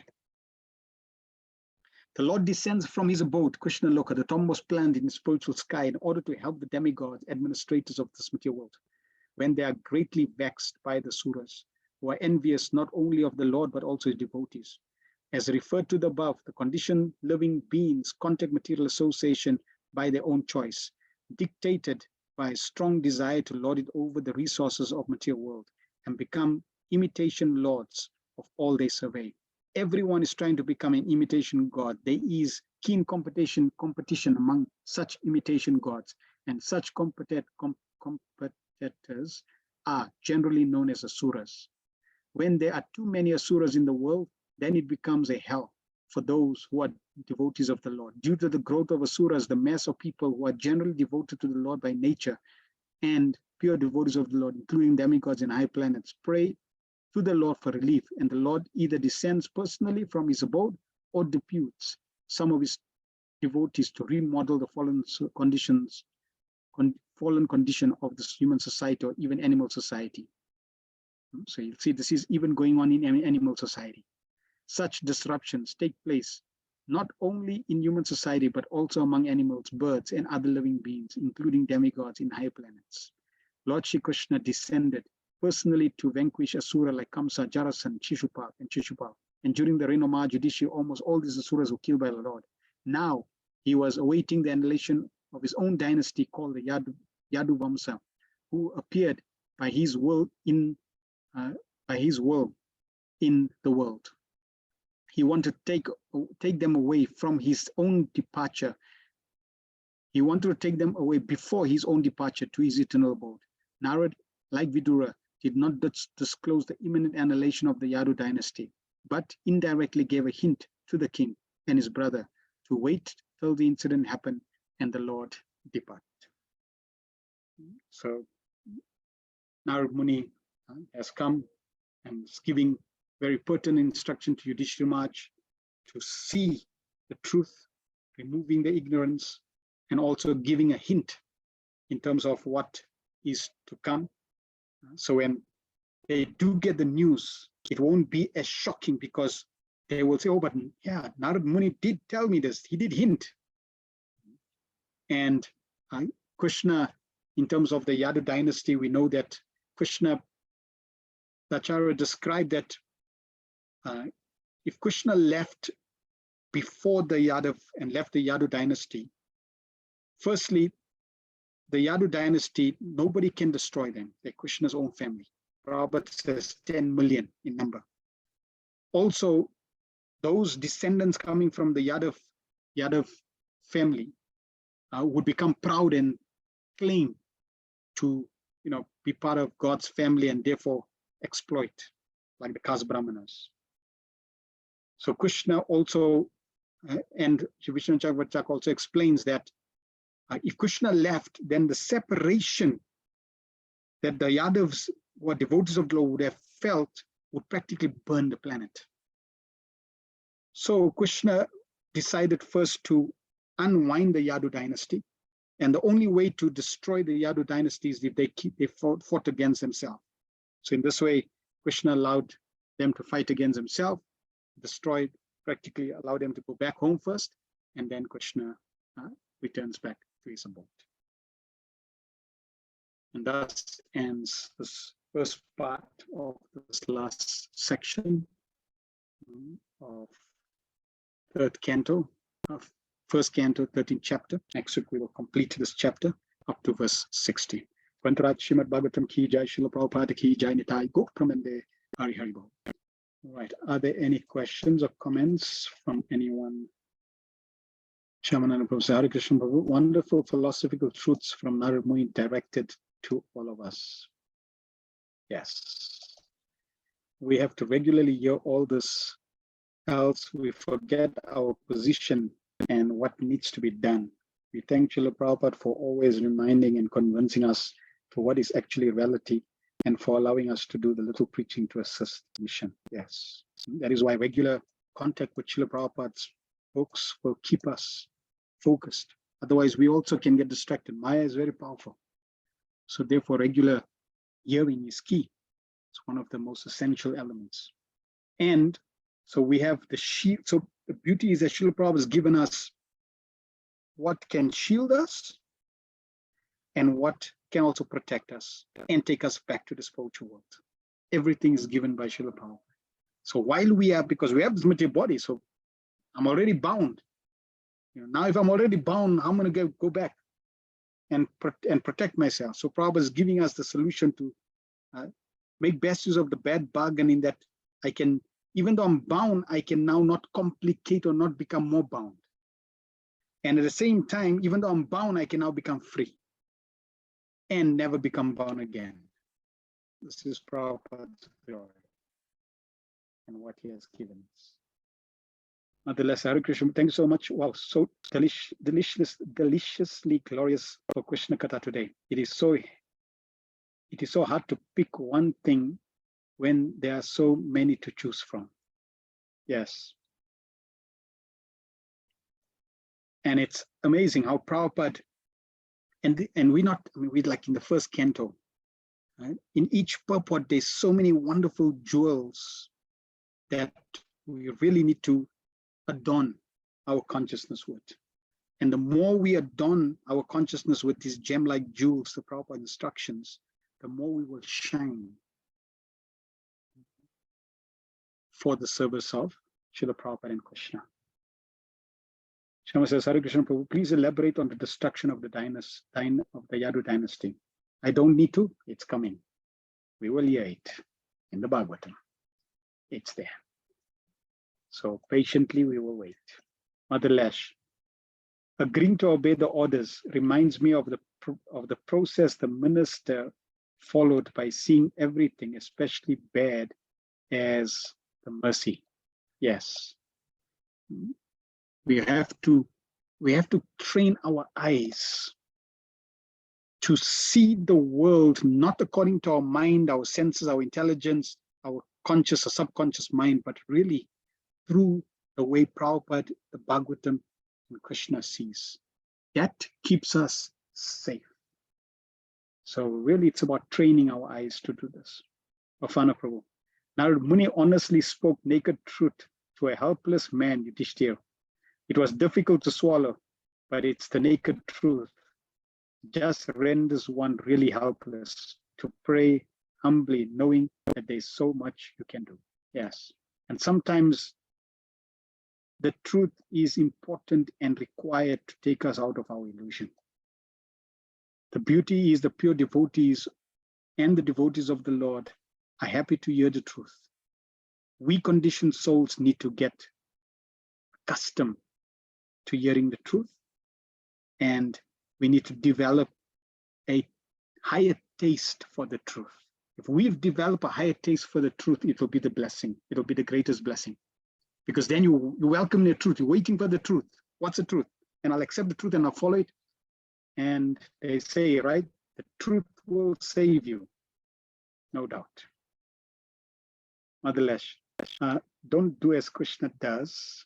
Do as he says. Brilliant. Understanding of how perverted this material world is. Yes. They will follow what Krishna does. Just like even Lord Shiva. Oh, Lord Shiva, he take ganja, he did this, he did that, he did so many things. Why can't we do it? And he's meant to be the leader.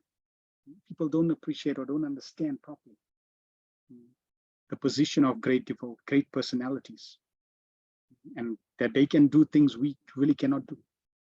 So really we want to follow and not imitate, and follow the instructions. Thank you very much for everyone's association. Apologize for the bad internet, but at least we have completed this section. Next week we will complete final instructions of Narad Muni and see how this chapter concludes. And then the beauty is it becomes even more exciting, because now we're going to hear about the Pandavas and then Krishna, and it just goes and gets more and more blissful and sweeter. Thank you very much for everyone. Srimad Bhagavatam Ki Jai, Srila Prabhupada Ki Jai, Nitai Gopramanande, Hari Hari.